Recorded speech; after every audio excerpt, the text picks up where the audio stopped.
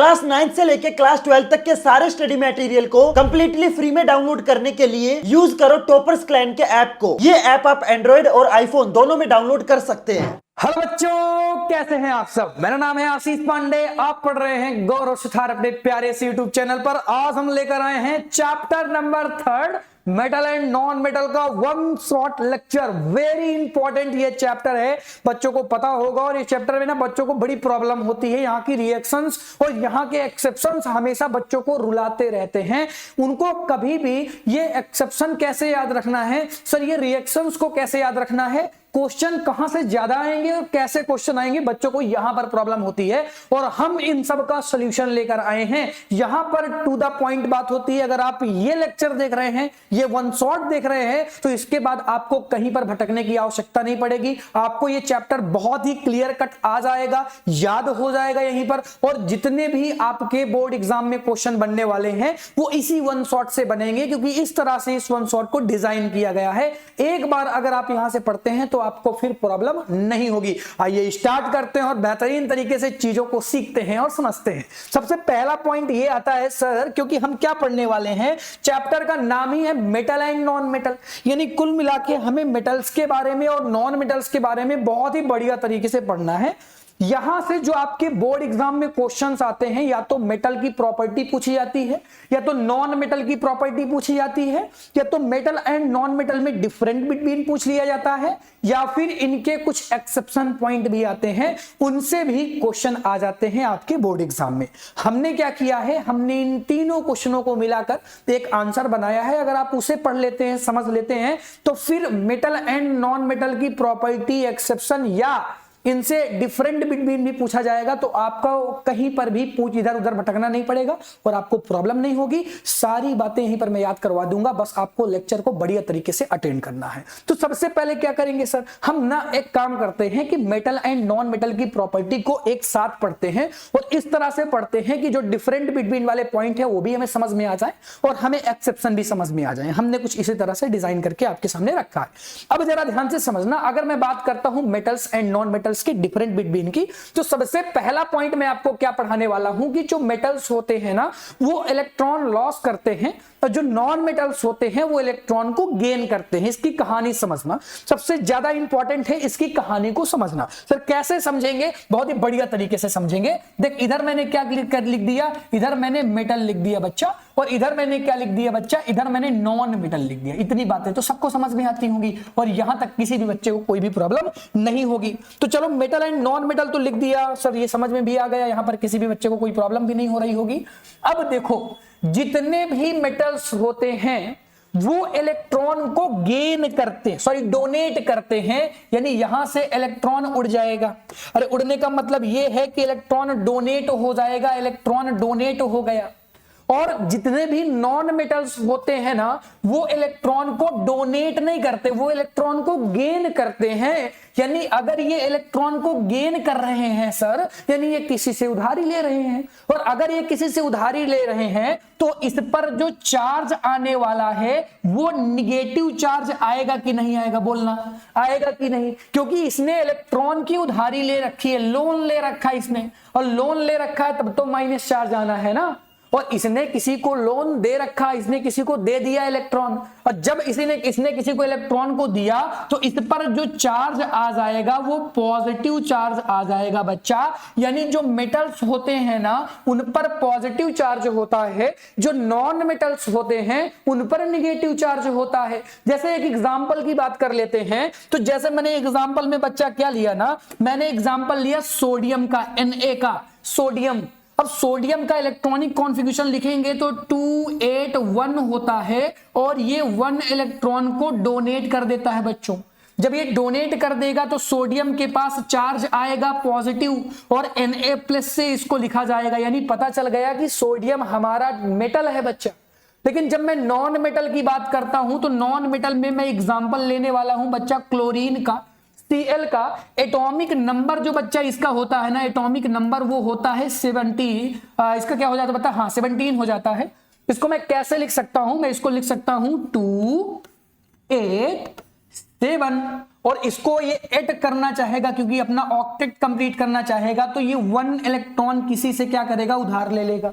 अब 1 इलेक्ट्रॉन ले लेगा तो क्लोरीन के ऊपर चार्ज आ जाएगा माइनस का, यानी मुझे एक चीज क्लियर कट पता चल गई कि ये नॉन मेटल है। अब आपको ये चीज पता चली कि मेटल एंड नॉन मेटल को क्यों पॉजिटिव कहा जाता है, क्यों निगेटिव कहा जाता है, क्यों मैं मेटल को पॉजिटिव कहता हूं कि हमेशा इस पर पॉजिटिव चार्ज होता है, और क्यों मैं कहता हूं कि नॉन मेटल पर हमेशा निगेटिव चार्ज होता है। ये चीजें तो क्लियर हो गई होंगी आपको।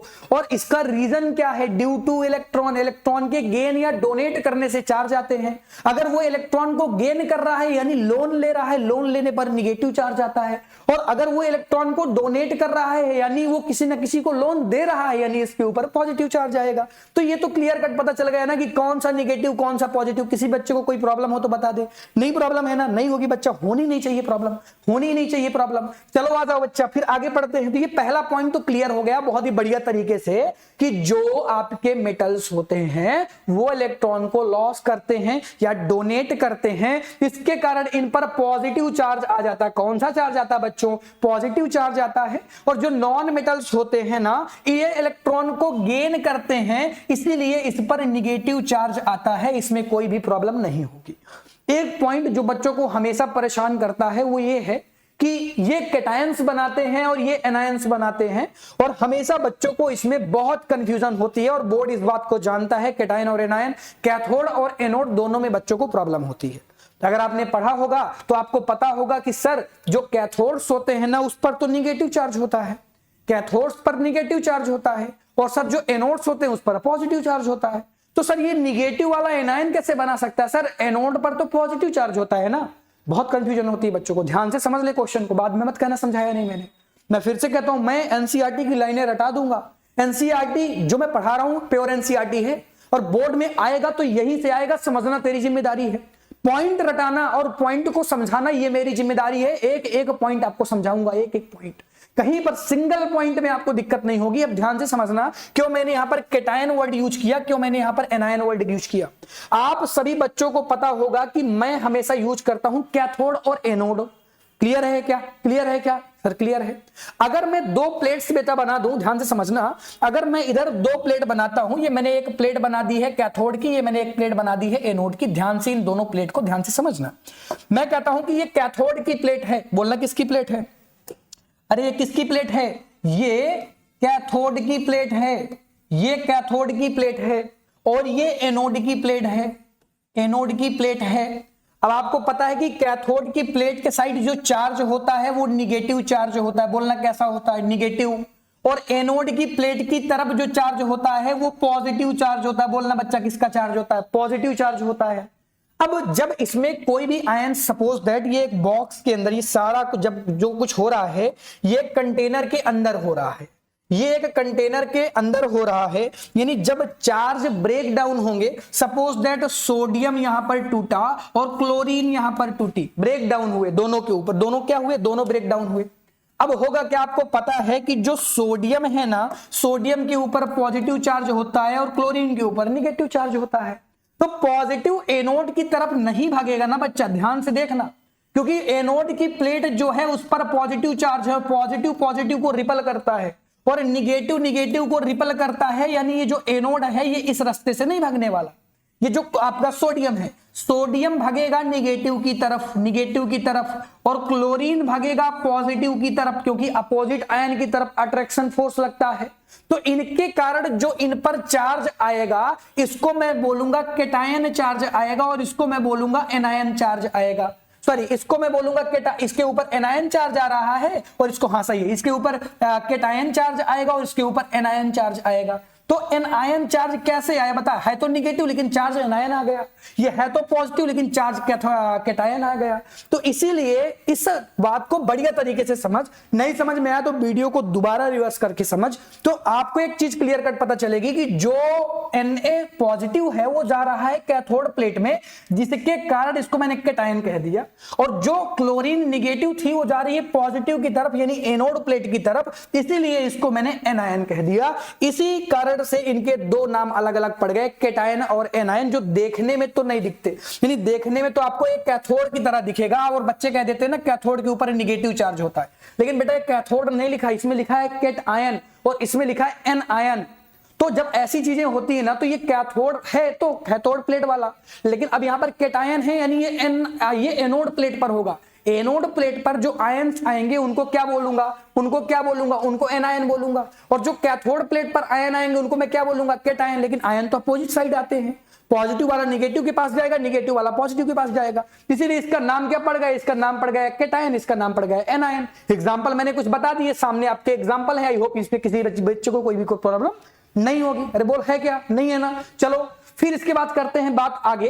तो जो आपके मेटल्स होते हैं ना, मेटल्स, अगर मैं इनके रूम टेम्परेचर की बात करता हूं तो रूम टेम्परेचर पर सभी मेटल सॉलिड फॉर्म में होते हैं। बोलना किस फॉर्म में होते हैं बच्चा, सॉलिड फॉर्म में होते हैं सभी मेटल्स। लेकिन एक एक्सेप्शन जो आपको याद रखना है, ये तो सबको पता होता है कि जितने भी मेटल हैं, आयरन हो गया, एल्यूमिनियम हो गया, स्टील हो गया, ये सब कुछ आपका कैसा है, सॉलिड फॉर्म में है रूम टेम्परेचर में।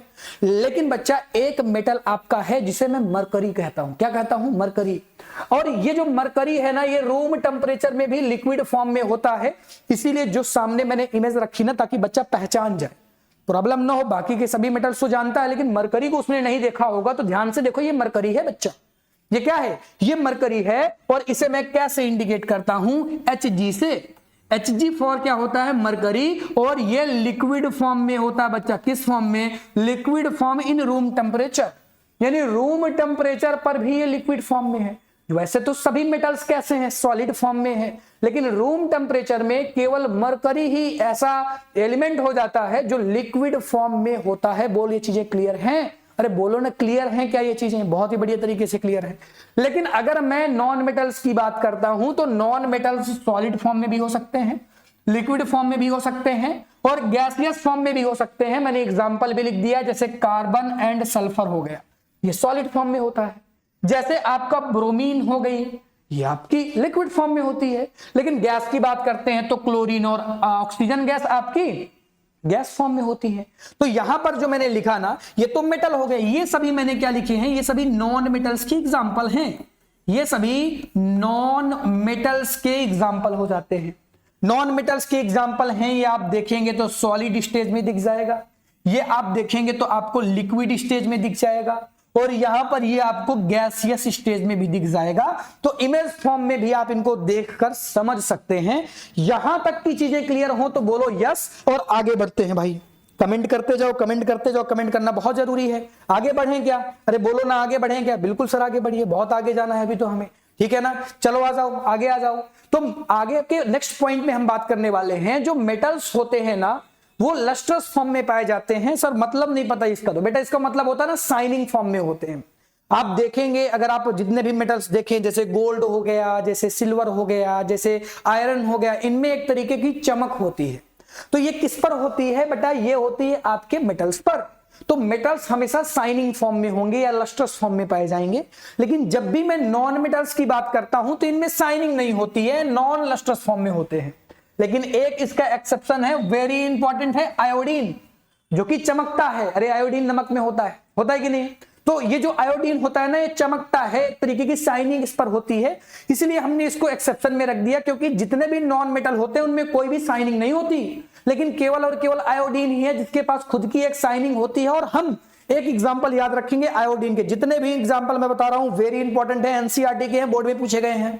तो इसलिए बहुत ही बढ़िया तरीके से समझना है, लास्ट का समय चलना है, रिवीजन बढ़िया करना है।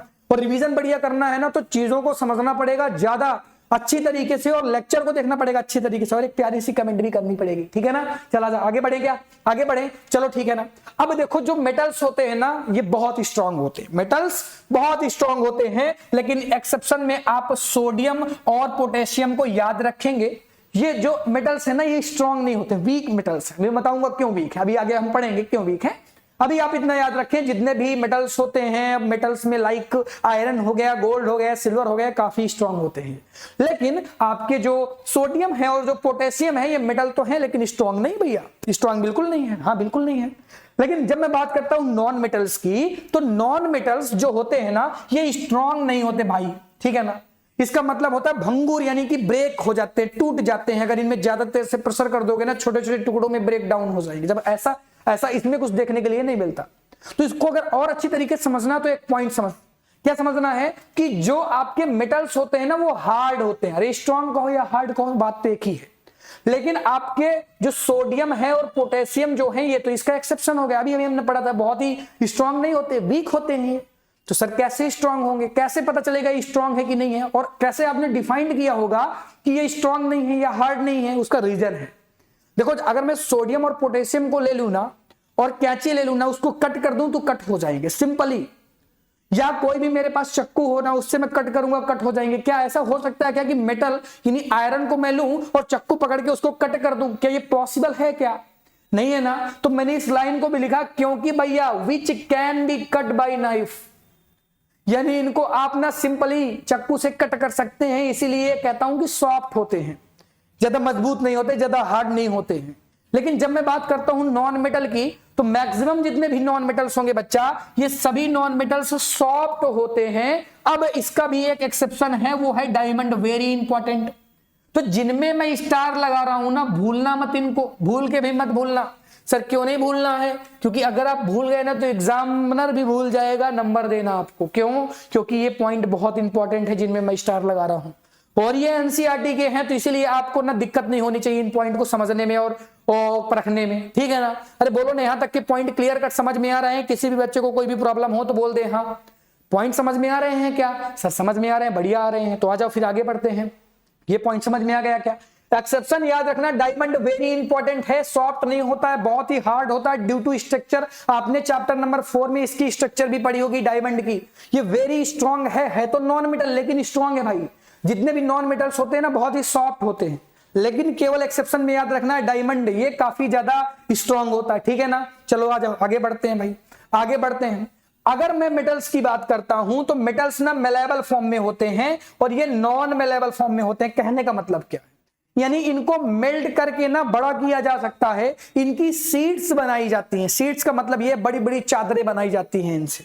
अरे बनाई जाती है कि नहीं बनाई जाती? आप तो जानते भी होंगे, कई बार आपने देखा भी होगा कि जो कई बार हमारा घर बन रहा होता है तो उसमें लोहे की बनी हुई चादरें आती हैं बड़ी बड़ी। और नहीं पता होगा तो आपको ये चीज तो पता ही होगी ना कि जब आप स्कूल वगैरह में जाते हैं तो बेंच वगैरह जो लोहे की रहती हैं, आयरन की बनी होती हैं, आप देखते हैं ना उसमें ऊपर एक चादर लगी होती है जिस पर आप अपने डेस्क पर अपना बैग वगैरह रखते हैं। तो वो कैसे बनी? वो तो आयरन से बनी ना। यानी आयरन को क्या किया जा सकता है ना, पीट पाट के ना बड़ा किया जा सकता है चादर के फॉर्म में, सीट्स बना सकते हैं इनको। लेकिन भाई ना इनसे सीट वगैरह नहीं बना सकते, इनको जैसे आप पीटेंगे ना तो छोटे छोटे टुकड़ों में ब्रेक डाउन हो जाएंगे। सर कैसे पता चलेगा? आ जाओ बता देता हूं। आपके पेंसिलों में ग्रेफाइट होती है, पेंसिल्स में क्या पाई जाती है? ग्रेफाइट, जो कि एक तरीके का नॉन मेटल है। अगर आप इसे पीट कर बड़ा करना चाहेंगे, क्या ये पॉसिबल है? क्या नहीं। जैसे आप पीटेंगे तो ब्रेक हो जाएगा छोटे छोटे पार्टिकल्स में, होगा कि नहीं होगा? यानी इनको ना पीट पाट के बड़ा नहीं किया जा सकता, क्योंकि इनमें जो मेलेबल फॉर्म है ना वो होती ही नहीं है। यानी इनमें जो बढ़ने की कैपेबिलिटी वो नहीं होती, बट इनमें होती है बच्चा। इनसे आप सीट वगैरह बना सकते हैं। इसी से अगला पॉइंट भी निकल के आता है कि ये डक्टाइल फॉर्म में होता है। अरे बोलना किस फॉर्म में होते हैं? डक्टाइल फॉर्म में।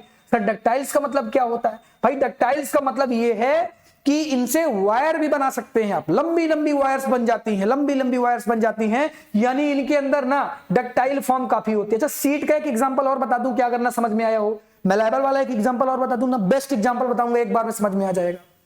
आपने कभी ना कभी ऐसी मिठाई जरूर खाई होगी जिसके ऊपर सिल्वर या गोल्ड की कोटिंग होती एक पॉलिथीन लगी होती है गोल्ड या सिल्वर की, कई बच्चे उसे निकाल देते हैं। बेटा वो एक्चुअल में गोल्ड और सिल्वर ही होता है। एक छोटा सा पार्टिकल, एकदम नन्हा सा मुन्ना सा पार्टिकल लेकर उसको काफी बड़ा बना दिया जाता है, पीट पीट कर उसको काफी बड़ा बना दिया जाता है, काफी बड़ी सीट बना दी जाती है उसकी, ठीक है ना। तो समझ रहे हो कि तुम मेटल है, गोल्ड और सिल्वर है तो मेटल, छोटे से गोल्ड और सिल्वर को बड़ी सी चादर में बना दिया गया, काफी बड़ी सीट बन गई, फिर उसको हमने मिठाई के ऊपर लगा दिया। अरे सस्ती वाली मिठाई मत खाना, उसमें ओरिजिनल नहीं लगा रहता, महंगी वाली मिठाई में लगा रहता है। खाया है क्या तुमने? कमेंट करना भाई, कमेंट करना। अब देखो जो मेटल्स होते हैं ना वो डक्टाइल्स फॉर्म में होते हैं, इनसे वायर बनाई जा सकती है, और वायर ना बड़ी बड़ी वायर्स बनती हैं। आप देखते होंगे जो कॉपर की वायर आती है, एल्यूमिनियम की वायर आती है, और यहाँ तक कि आयरन की भी वायर आती है जो सबसे सस्ती आती है। तो ज्यादातर हम लोग ना कॉपर की वायर यूज करते हैं, और ये वायर्स बनती कैसे हैं? मेटल से, क्योंकि मेटल को हम ना वायर के फॉर्म में काफी बड़ा कर सकते हैं। पहले हम इनको मेल्ट कर देते हैं, मेल्ट होने के बाद हम इनसे वायर बना सकते हैं, बहुत बड़ी बड़ी वायर्स बना सकते हैं। लेकिन ऐसा आपके नॉन मेटल में नहीं होता। जब आप मेटल को पीट के बड़ा नहीं कर सकते तो आप वायर तो बिल्कुल नहीं बना सकते। यानी ये नॉन डक्टाइल्स होते हैं, सीधी सी बात हो गई। इनमें जो कैरेक्टर्स होता है नॉन डक्टाइल्सनेस का होता है। क्यों? क्योंकि भैया इनको आप पीट करना बड़ा नहीं बना सकते। अब जब इनसे सीट नहीं बन सकती तो इनसे वायर वगैरह कैसे बन जाएगी? नहीं बनेगी बेटा, नहीं बनेगी ना, बिल्कुल नहीं बनेगी। अरे बोलना बनेगी क्या? बिल्कुल नहीं बनेगी। इनका जो मेल्टिंग पॉइंट होता है, जो इनका बॉइलिंग पॉइंट होता है, बहुत ज्यादा होता है।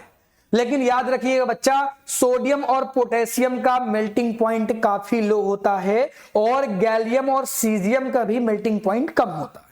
तो आपको एग्जाम्पल जो याद रखने ना, सोडियम और पोटेशियम तो भूलना भी मत। सोडियम और पोटेशियम तो भूलना ही नहीं चाहिए, भूलना मत गलती से। बच्चा भूल जाएगा तो सब कुछ हो गया, फिर तो भूलना तो है ही नहीं अपने को सोडियम और पोटेशियम को, क्योंकि ये सॉफ्ट होते हैं, क्योंकि इनके अंदर हार्डनेस नहीं होती, तो इनका मेल्टिंग और बॉइलिंग पॉइंट भी कम होता है। जिनके अंदर सॉफ्टनेस होती है ना, हमेशा उनका मेल्टिंग पॉइंट, बॉइलिंग पॉइंट कम होता है, जैसे कि नॉन मेटल्स। अब नॉन मेटल्स कैसे होते हैं? सॉफ्ट होते हैं, हमने यहां पे पढ़ा था। अगर ये सॉफ्ट होते हैं तो इनका मेल्टिंग और बॉइलिंग पॉइंट भी लो होता है। लेकिन एक्सेप्शन में फिर से आपको क्या आ गया? डायमंड आ गया, वेरी इंपॉर्टेंट पॉइंट। डायमंड हमने यहां पर भी पढ़ा था। क्यों? क्योंकि डायमंड जो होता है ना बच्चा, ये हार्ड होता है, मैंने पढ़ाया ना आपको। अगर ये हार्ड होता तो इसका मेल्टिंग और बॉइलिंग पॉइंट भी ज्यादा होगा, नो डाउट। जल्दी से स्क्रीनशॉट ले लो, आगे से बढ़े, आगे बढ़े बच्चा। कहीं किसी भी बच्चे को कोई प्रॉब्लम हो तो जल्दी से कमेंट कर दे बच्चा, जल्दी से कमेंट करना है, ठीक है ना। चलो आगे बढ़ते हैं, आगे बढ़ते हैं। चलो, अब जो मेटल्स होते हैं ना, इनकी डेंसिटी हाई होती है। सर कहने का क्या मतलब है? अरे बोलिए ना सर, क्या मतलब है? बिल्कुल समझाता हूं बच्चा। देख, डेंसिटी का मतलब क्या है, पहले तुझे ये समझना चाहिए। कई बच्चे ना बड़ा कंफ्यूज रहते हैं डेंसिटी को लेकर। देख, डेंसिटी का मतलब यह है कि पार्टिकल्स बहुत पास पास होंगे। और जाहिर सी बात है, क्लास 9th में हमने पढ़ा था कि अगर पार्टिकल्स बहुत पास पास में हैं तो डेंसिटी ज्यादा है, और ऐसे एलिमेंट जो होते हैं वो हार्ड होते हैं।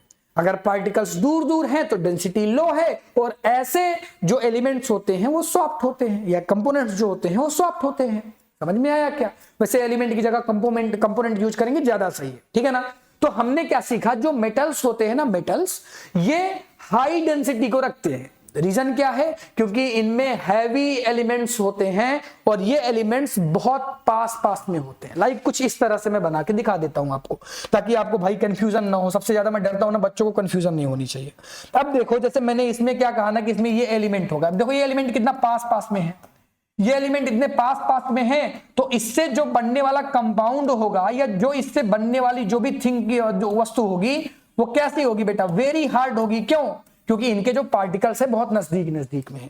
वहीं पर अगर मैं इसको बना दूं ऐसे करके, और इनके पार्टिकल्स अगर मैं दूर दूर में कर दूं ऐसे, अगर मैं इनके पार्टिकल्स दूर दूर में कर दूंगा, तो मैं कहूंगा ये सॉफ्ट होगा। क्यों? क्योंकि इनकी डेंसिटी लो है, इनकी डेंसिटी ज्यादा है। डेंसिटी का मतलब सीधा होता है भीड़ से। किससे होता है? भीड़। भीड़ ज्यादा होगी तो डेंसिटी ज्यादा है, भीड़ कम होगी तो डेंसिटी कम है। सीधी सी बात, सीधी सी बात हो गई कि नहीं हो गई ना? अरे तो ऐसे ही तो पढ़ते हैं ना बच्चा, ऐसे ही पढ़ते हैं। तो डेंसिटी इनकी काफी ज्यादा हाई होती है, क्योंकि ये स्ट्रांग होते हैं, क्योंकि इनके पार्टिकल्स बहुत नजदीक नजदीक में होते हैं। लेकिन जो नॉन मेटल्स होते हैं इनकी डेंसिटी काफी ज्यादा लो होती है। बोलो ना कैसी होती है? लो डेंसिटी होती है। क्यों? क्योंकि इनमें जो मेटल्स होते हैं ना, वो लाइट होते हैं, लाइट वेट के होते हैं। ये भी आप कह सकते हैं। बोल क्लियर है क्या? चलो आगे आ जाते हैं, आगे की पॉइंट बात करते हैं। जो बच्चा आपके मेटल्स होते हैं ये गुड कंडक्टर होते हैं। गुड कंडक्टर का मतलब यह है कि इलेक्ट्रिसिटी इनमें फ्लो करती है। अरे मेटल का ही तो यूज करते हैं घरों में। जो वायर होती है वो कॉपर से बनी होती है। कॉपर एक तरीके का मेटल है जिसका यूज करते हैं, जिससे हमारी इलेक्ट्रिसिटी एक रूम से दूसरे रूम में जाती है और बाहर से हमारे घर में आती है। ये पॉसिबल हो पाता है किसकी वजह से? वायर की वजह से। और वो किससे मिलकर बनी होती है? वो मेटल से मिलकर बनी हुई। कई बच्चे कहेंगे सर हमारे यहाँ तो मेटल की वायर नहीं होते, हमारे यहाँ तो प्लास्टिक लगी होती है। गधे, अंदर क्या होगा? मेटल होगा। बाहर से तो सबके यहाँ प्लास्टिक लगी हुई है ना, ताकि तुम्हारे जैसे बच्चे उसको टच ना कर लें। टच भी कर लेंगे तो कोई दिक्कत नहीं होगी। प्लास्टिक क्या है? नॉन कंडक्टर है। क्यों? क्योंकि ये नॉन मेटल है।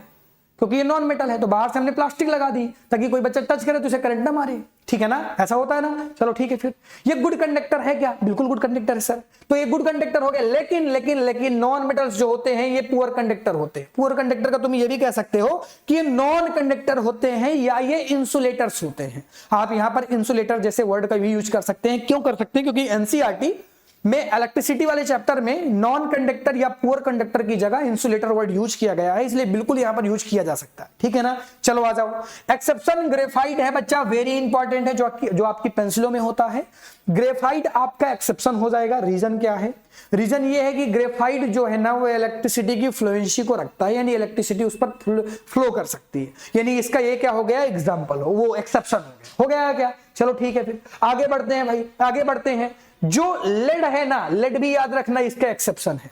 लेड जो है ये वेरी वेरी पुअर कंडक्टर होता है, इसीलिए आप लेड एग्जाम्पल को इधर याद रखेंगे और ग्रेफाइट को इधर याद रखेंगे। ये इसका एक्सेप्शन, ये इसका एक्सेप्शन। कोई दिक्कत नहीं है।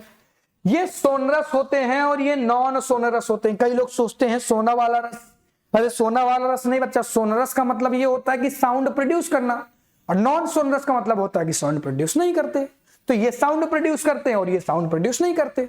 अगर तुम बैठे हुए हो और 2 आयरन की रॉड लेकर ना मैं ऐसे करके तुम्हारे कान के पास ऐसे कर दूं ना, दिमाग हिल जाएगा पूरा, इतना ज्यादा साउंड प्रोड्यूस होगा।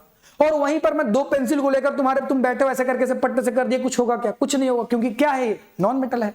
नॉन मेटल नॉन सोनरस होते हैं, यानी इनमें वॉइस प्रोड्यूस नहीं होती है और इनमें बहुत ज्यादा वॉइस प्रोड्यूस होती है। अगर आप इन्हें आपस में हिट करेंगे ना तो काफी ज्यादा वॉइस इनसे प्रोड्यूस होती है। आपकी जो बेल्स होती है ना, आप ध्यान देते होंगे, आपकी स्कूल वाली जो बेल होती है उसमें ना आयरन ही तो लगा होता है कि आपकी आयरन की बेल होती है, और ऐसे ना वॉचमैन ऐसे करके ऐसे पट कट कट कट कट कर ऐसे बजाता है। तो भाई पूरी स्कूल में देखो बहुत ही आराम से वो करता है, आराम से ऐसे करके ऐसे ऐसे करता है, तब भी पूरे स्कूल में इसकी साउंड सुनाई देती। बच्चों को पता चल जाता भाई छुट्टी हो गई, छुट्टी हो गई, छुट्टी हो गई। छुट्टी यहाँ पे नहीं, बता रहा हूँ भाई, खुश मत हो, अभी छुट्टी नहीं होगी, बहुत पढ़ना है अभी। ठीक है ना। तो चलो ये सोनरस होते हैं, नॉन सोनरस होते हैं। ये लास्ट वाला पॉइंट इतना इंपॉर्टेंट नहीं, लेकिन मैं समझा देता हूं क्योंकि है।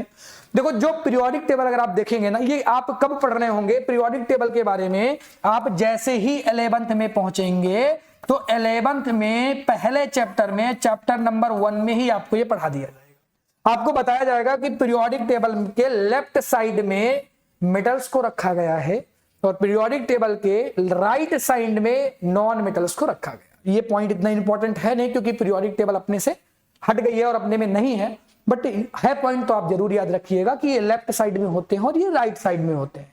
यहां तक में किसी भी बच्चे को कोई भी प्रॉब्लम है जल्दी कमेंट करे, या तो जल्दी से स्क्रीनशॉट ले ले, फिर आगे बढ़ते हैं। जल्दी जल्दी स्क्रीनशॉट ले लो बच्चा। ले लिया क्या? अरे बोलना ले लिया क्या? चला जा, फिर आगे बढ़ते हैं।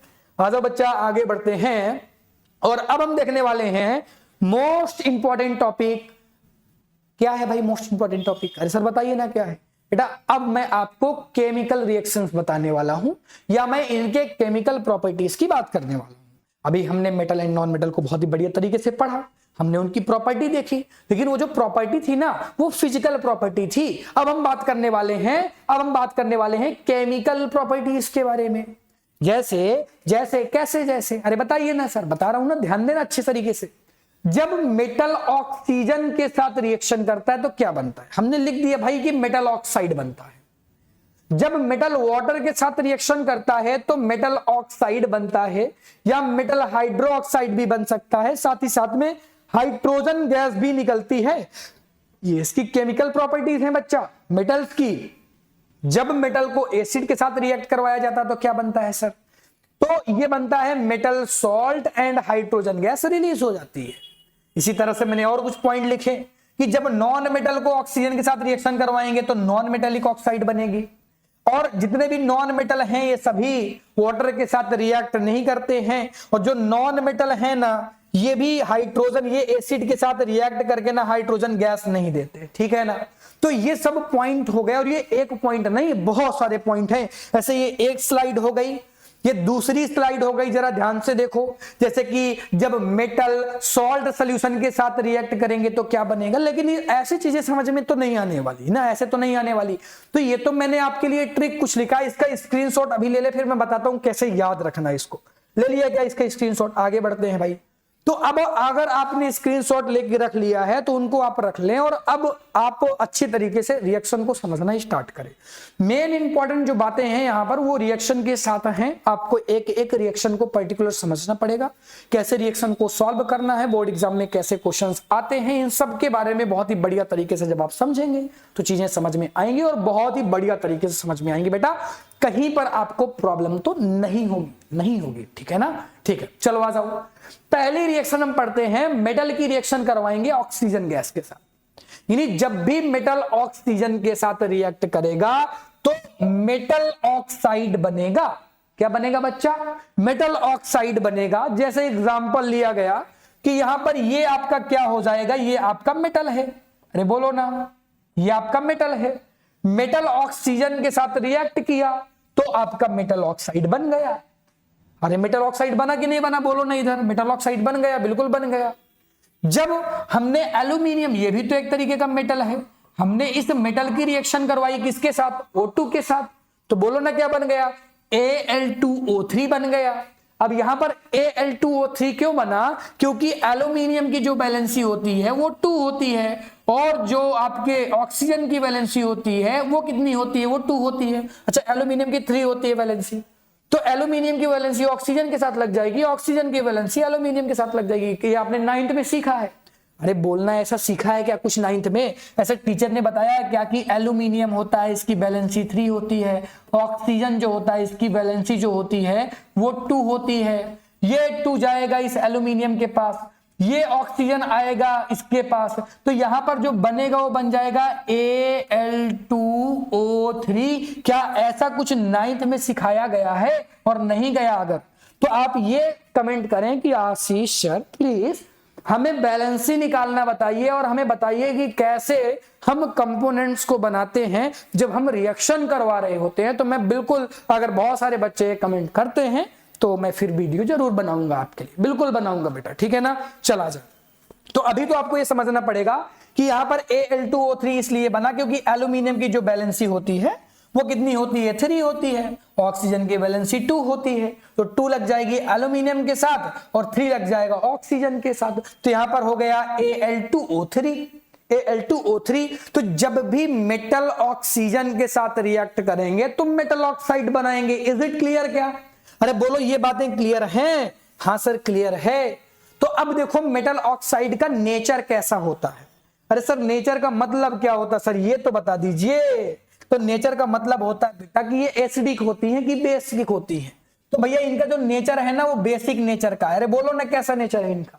इनका जो नेचर होता है वो बेसिक नेचर का होता है, यानी जितने भी आपकी मेटल ऑक्साइड होंगे वो बेसिक नेचर के होते हैं। मैं कह सकता हूं कि जो इनका पीएच होता होगा, ध्यान से देखना, अब क्वेश्चन ऐसे ही बनते हैं, जो इनका पीएच होगा वो 7 से ऊपर ही होगा, क्योंकि 7 पीएच तो न्यूट्रल को बताता है और 7 से 14 के बीच में जो पीएच होती है वो बेसिक पीएच होती है। आपको मैंने बहुत ही बढ़िया तरीके से बेटा पढ़ाया था जब मैं आपको पढ़ा रहा था एसिड, बेस एंड सॉल्ट्स। बहुत ही बढ़िया तरीके से इसे हमने एक्सप्लेन किया था।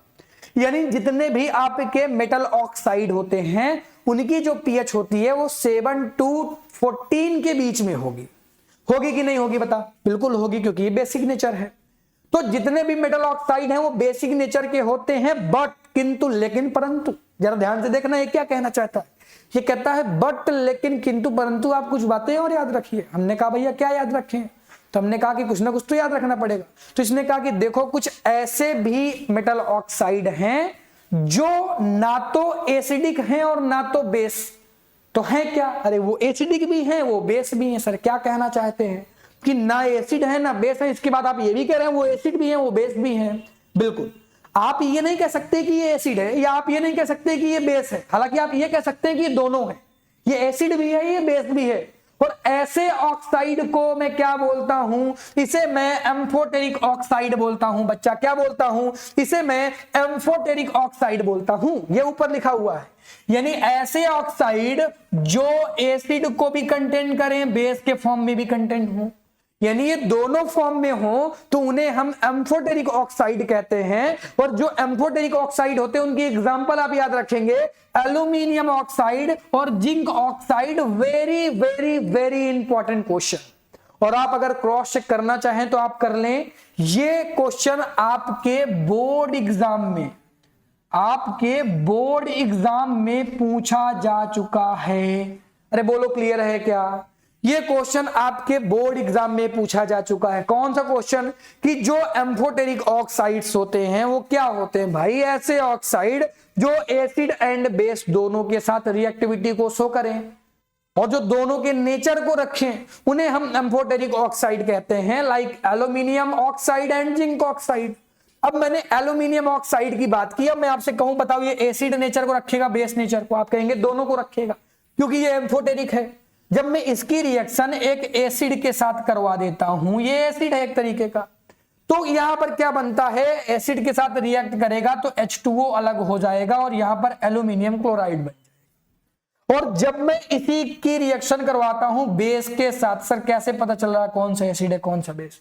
जिसमें H लगा हो वो एसिड और जिसमें OH लगा हो वो बेस। इसमें OH है और इसमें H है, ठीक है ना? तो ये बन गया आपका क्या? ये बन गया सोडियम एल्यूमिनेट और वाटर गैस कह रहा हूं, सॉरी वाटर आपका अलग हो गया। अरे बोलो क्लियर है क्या? ये दोनों रिएक्शन वेरी इंपॉर्टेंट, स्टार लगा दिया और एम्फोटेरिक वाले में स्टार लगा दिया। तो जिनमें मैं स्टार लगा दिया करूं ना, बोर्ड में आने के सबसे ज्यादा चांसेस हैं। अगर भरोसा करते हो, थोड़ा सा भी भरोसा करते हो, तो सारे स्टार पॉइंट पढ़ के चले जाना, आपका क्वेश्चन नहीं फंसेगा, सारे क्वेश्चन हो जाएंगे। कभी भी ऐसा नहीं लगेगा कि यार क्वेश्चन नहीं बन रहा है, सभी क्वेश्चंस आपके बने जाएंगे, आपको कोई भी क्वेश्चन फंसा नहीं पाएगा, ठीक है ना? ठीक, आपको सारे क्वेश्चन है, बिल्कुल सही बात है। आगे बढ़ते हैं बेटा, स्क्रीनशॉट ले लें तो फिर आगे बढ़े। अरे स्क्रीनशॉट ले लिया क्या? चलो फिर ठीक है, आगे बात करते हैं। अब देखो मेटल ऑक्साइड जो होते हैं ना, वो इनसॉल्युबल इन वाटर हैं। कहने का क्या मतलब है सर? कि वाटर के साथ इनकी सॉल्युबिलिटी जो है वो इनसॉल्युबल टाइप की है। कहने का मतलब ये है कि जब आप इनको वाटर के साथ डिसॉल्व करना चाहते हैं तो डिसॉल्व नहीं होते। क्यों? क्योंकि ये इनसॉल्युबल है वाटर के साथ। मेटल ऑक्साइड पहला नेचर मैंने आपको पढ़ाया बेस वाला, कि बेसिक नेचर के होते हैं। अब दूसरा समझ कि ये वाटर के साथ इनसॉल्युबल होते हैं, यानी वाटर के साथ सॉल्युबिलिटी को शो नहीं करते। लेकिन किंतु परंतु फिर से आ गया। अरे देखो ना, इधर आया ना, इसका क्या नाम है? इस बंदे का नाम है बट लेकिन किंतु परंतु। फिर से बोल, बट लेकिन किंतु परंतु, इसका नाम है बच्चा। और ये कुछ बताना चाहता है, और ये जब भी बता देना कुछ, तो इसमें एक स्टार पॉइंट लगा देना, इसके माथे पर स्टार पॉइंट लगा दो भाई, इसके माथे पर स्टार पॉइंट लगा दो, क्योंकि ये जो भी बताता है वो बोर्ड में आता है, ये जो भी बताता है वो बोर्ड में आता है। तो इसीलिए बट लेकिन किंतु परंतु को ध्यान से समझना। यहां पे क्या लिखा हुआ है कि ये इनसॉल्युबल होते हैं वाटर के साथ। जैसे आपका आयरन हो गया, गोल्ड हो गया, सिल्वर हो गया और गोल्ड हो गया। अगर ये बताओ आप अपने गोल्ड को वाटर में डाल देंगे तो क्या डिसॉल्व हो जाएगा क्या? तब तो भाई कोई गोल्ड पहन के बाहर निकलता ही नहीं, गलती से नहा लेता तो 50,000 का गोल्ड पता चला कि पानी के साथ डिसॉल्व हो गया, वाटर के साथ डिसॉल्व हो गया। ऐसा पॉसिबल है क्या? ऐसा पॉसिबल नहीं है ना, इसीलिए तो हमने लिखा ना कि ये वाटर के साथ इनसॉल्युबल होते हैं। लेकिन कुछ ऐसे भी आपके मेटल्स हैं जो वाटर के साथ सॉल्युबिलिटी को शो करते हैं। अरे सर ये क्या कहना चाह रहे हैं बेटा? बहुत इंपॉर्टेंट पॉइंट बता रहा हूं मैं। ये वाटर के साथ सॉल्युबल होते हैं। अब याद होगा कि ये सोडियम ऑक्साइड है और पोटेशियम ऑक्साइड है। क्यों? क्योंकि ये हार्ड नहीं होते बच्चा, तो ये वाटर के साथ सॉल्युबल भी हैं। यानी जो ये ऑक्साइड होते हैं ना, सोडियम ऑक्साइड और पोटेशियम ऑक्साइड, अगर आप सोडियम ऑक्साइड की रिएक्शन वाटर के साथ कराएंगे तो आपको सोडियम हाइड्रोक्साइड मिलेगा।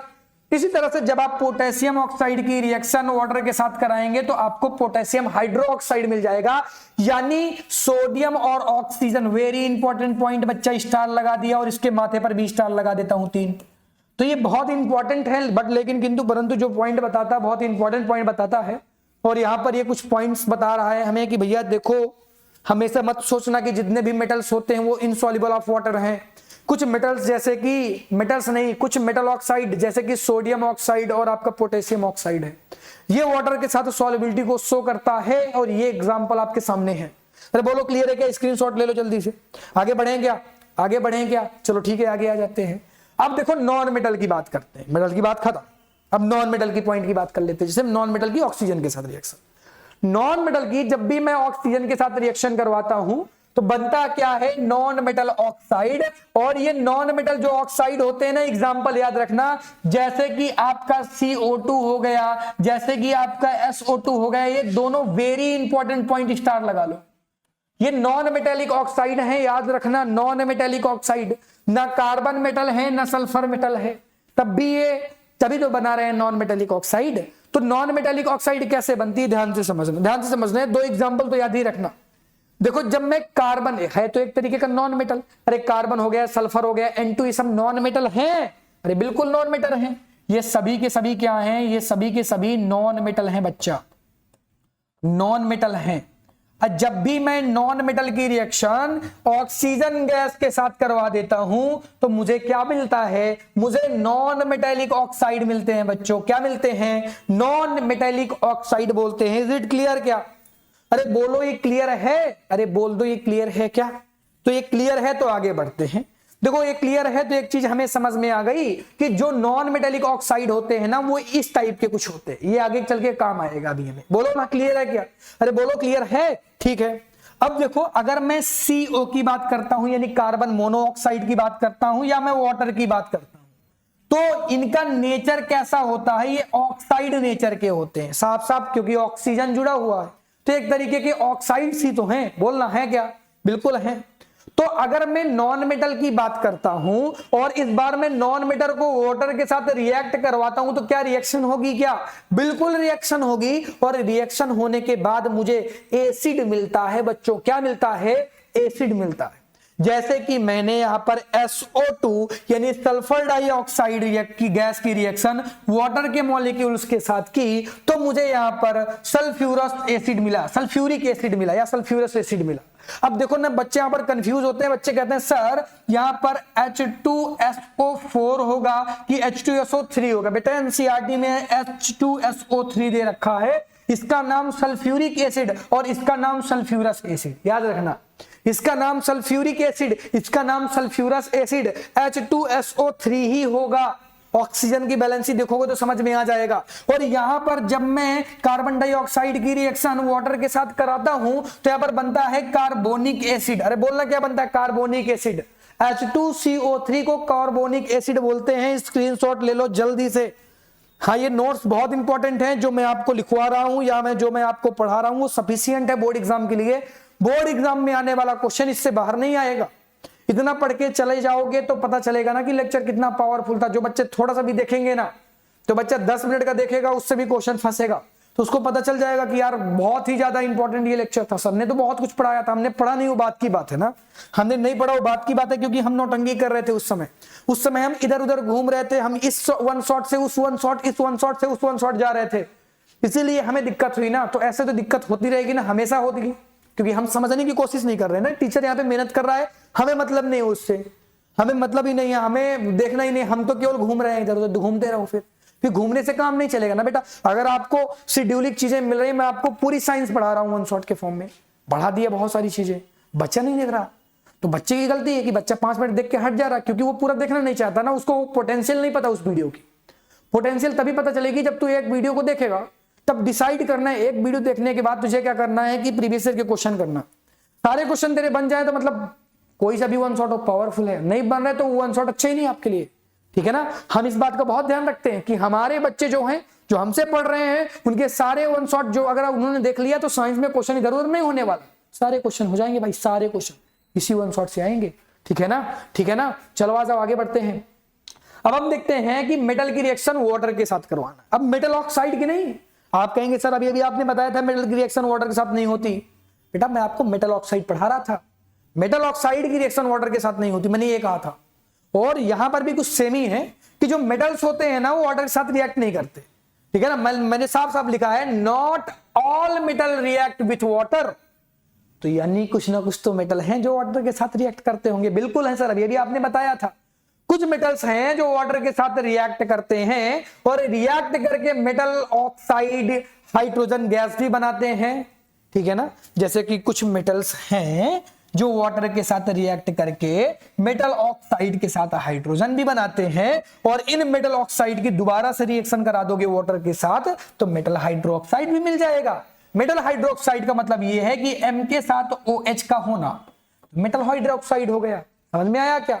और मेटल ऑक्साइड का मतलब यह है कि M के साथ O का होना, तो ये मेटल ऑक्साइड हो गया, ये मेटल हाइड्रोक्साइड हो गया। कोई दिक्कत? कोई भी दिक्कत नहीं है। आ जाओ कुछ रिएक्शन देखते हैं, आ जाओ कुछ रिएक्शन देखते हैं और चीजों को समझते हैं। जैसे हमने कहा कि सोडियम और पोटेशियम, अब ये रिएक्टिविटी सीरीज में देखेंगे तो सबसे टॉप पर है, यानी इनकी रिएक्टिविटी बहुत ज्यादा है, बहुत ज्यादा बहुत ज्यादा बहुत ज्यादा। तो अगर इनकी रिएक्टिविटी बहुत ज्यादा है ना, तो ये कोल्ड वाटर के साथ भी रिएक्टिविटी को शो करते हैं। और जैसे आप इनको कोल्ड वाटर में डालेंगे तो इनमें हाइड्रोजन गैस भी प्रोड्यूस होती है और बहुत बड़ी मात्रा में हीट भी निकलती है। आपने एक्सपेरिमेंट किया होगा कि कभी आपने सोडियम या पोटेशियम को गलती से पानी में डाल दिया हो तो ब्लास्ट हो जाता है, क्योंकि बहुत ही बड़ी मात्रा में ये हीट प्रोड्यूस करते हैं, क्योंकि इनमें आपकी जो हाइड्रोजन गैस निकल रही है वो आग भी पकड़ सकती है, तो आग भी लग जाती है इसमें। ठीक है ना, एक्सपेरिमेंट ऐसे करने वाले नहीं, एक बार हमने एक्सपेरिमेंट किया था भाई। अब हम स्टोरी ये थी एक्सपेरिमेंट करने की कि हम लोग एक्सपेरिमेंट कर रहे थे, हमें नहीं पता था कि सोडियम इतना पावरफुल होता है।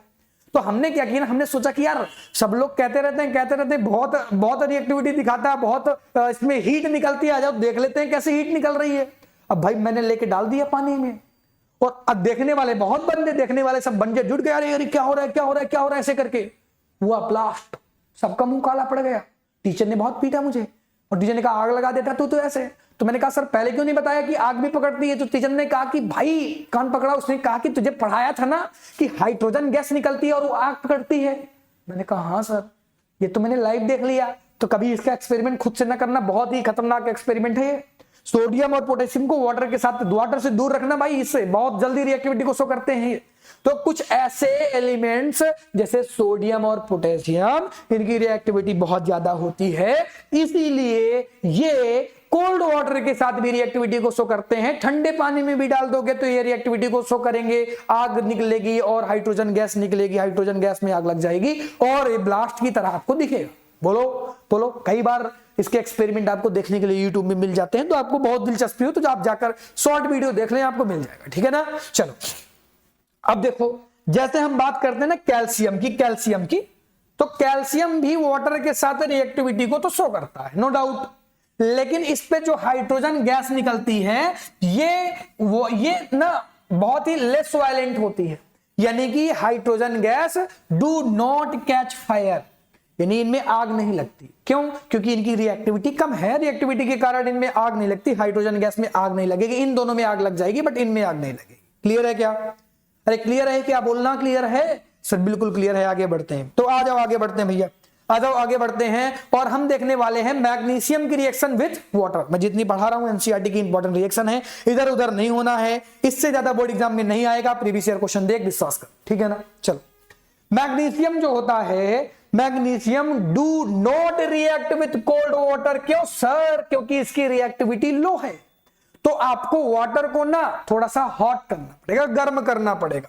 तो ये किसके साथ रिएक्टिविटी को शो करता है? हॉट वाटर के साथ। यानी यहां पर जो वाटर लिया गया, कैसा वाटर लिया गया है? हॉट वाटर लिया गया है। अरे बोलना, कैसा वाटर लिया गया बच्चा? हॉट वाटर लिया गया। अरे बोलो ना, कैसा वाटर लिया गया है? हॉट, यानी गर्म पानी लिया गया है।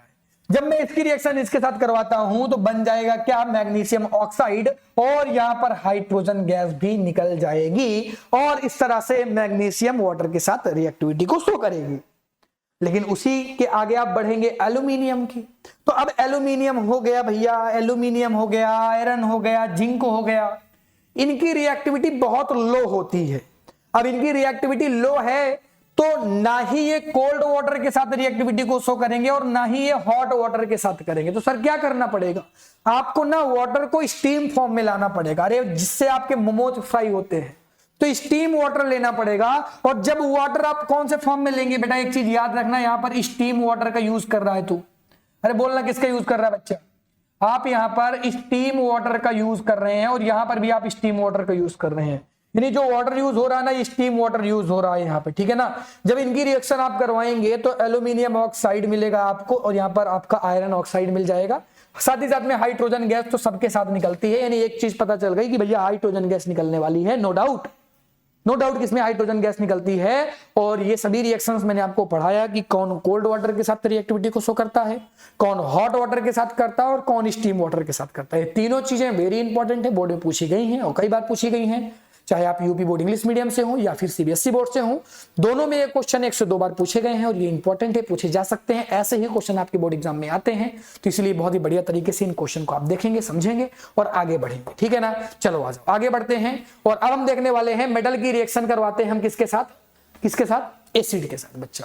और यहां पर जब हम एसिड की बात करते हैं ना, तो पहले मैंने एक डाइल्यूट एसिड लिया। सर रीजन क्या है? मैंने तुम्हें कई बार बताया, जब मैं एसिड एंड बेस वाला चैप्टर पढ़ा रहा था तो मैंने बच्चों को बताया कि देखो जब हम एक्सपेरिमेंट करते हैं या हम रिएक्शन करवाते हैं तो हम डाइल्यूट एसिड का यूज करते हैं। डाइल्यूट एसिड का मतलब ये रहता है कि यहां डाइल्यूट एसिड में वाटर का लेवल ज्यादा होता है और एसिड का लेवल कम होता है। क्यों? क्योंकि एक्सपेरिमेंट ज्यादा खतरनाक ना हो, बच्चे जल ना जाएं, इसलिए हम डाइल्यूट एसिड का यूज करते हैं। जब मैं मेटल की रिएक्शन डाइल्यूट एसिड के साथ करवाता हूं तो मुझे सॉल्ट एंड हाइड्रोजन गैस मिलती है। Is it clear? क्या ठीक है ना? चलो 3.11 एक्टिविटी है आपकी, जिसमें आपको एक चार्ट दिया गया है और इस चार्ट को मैंने फिलअप कर दिया है। जल्दी से अच्छी तरीके से इस चार्ट को समझने की कोशिश करें। यहां पर मैंने मैग्नीशियम, एल्यूमिनियम, जिंक, आयरन और आपका कॉपर लिया है और इसकी मैंने रिएक्शन करवा दी है किसके साथ करवा दी है? HCl, और HCl मैंने डाइल्यूट फॉर्म में लिया है। ये बात क्लियर होनी चाहिए आपको।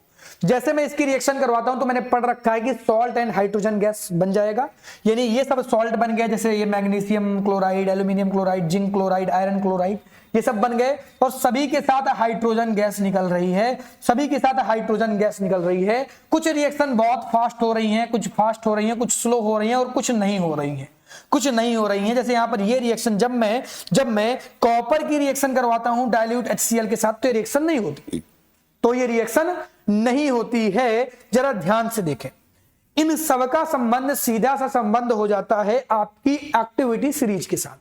जो ज्यादा रिएक्टिव है वो तो रिएक्शन कर रहा है और जो जितना रिएक्टिव है उतना तेज से कर रहा है। जैसे मैग्नीशियम ज्यादा रिएक्टिव है एल्यूमिनियम से, तो मैग्नीशियम ने इस रिएक्शन को वेरी फास्ट तरीके से किया, जबकि एल्यूमिनियम ने फास्ट तरीके से किया।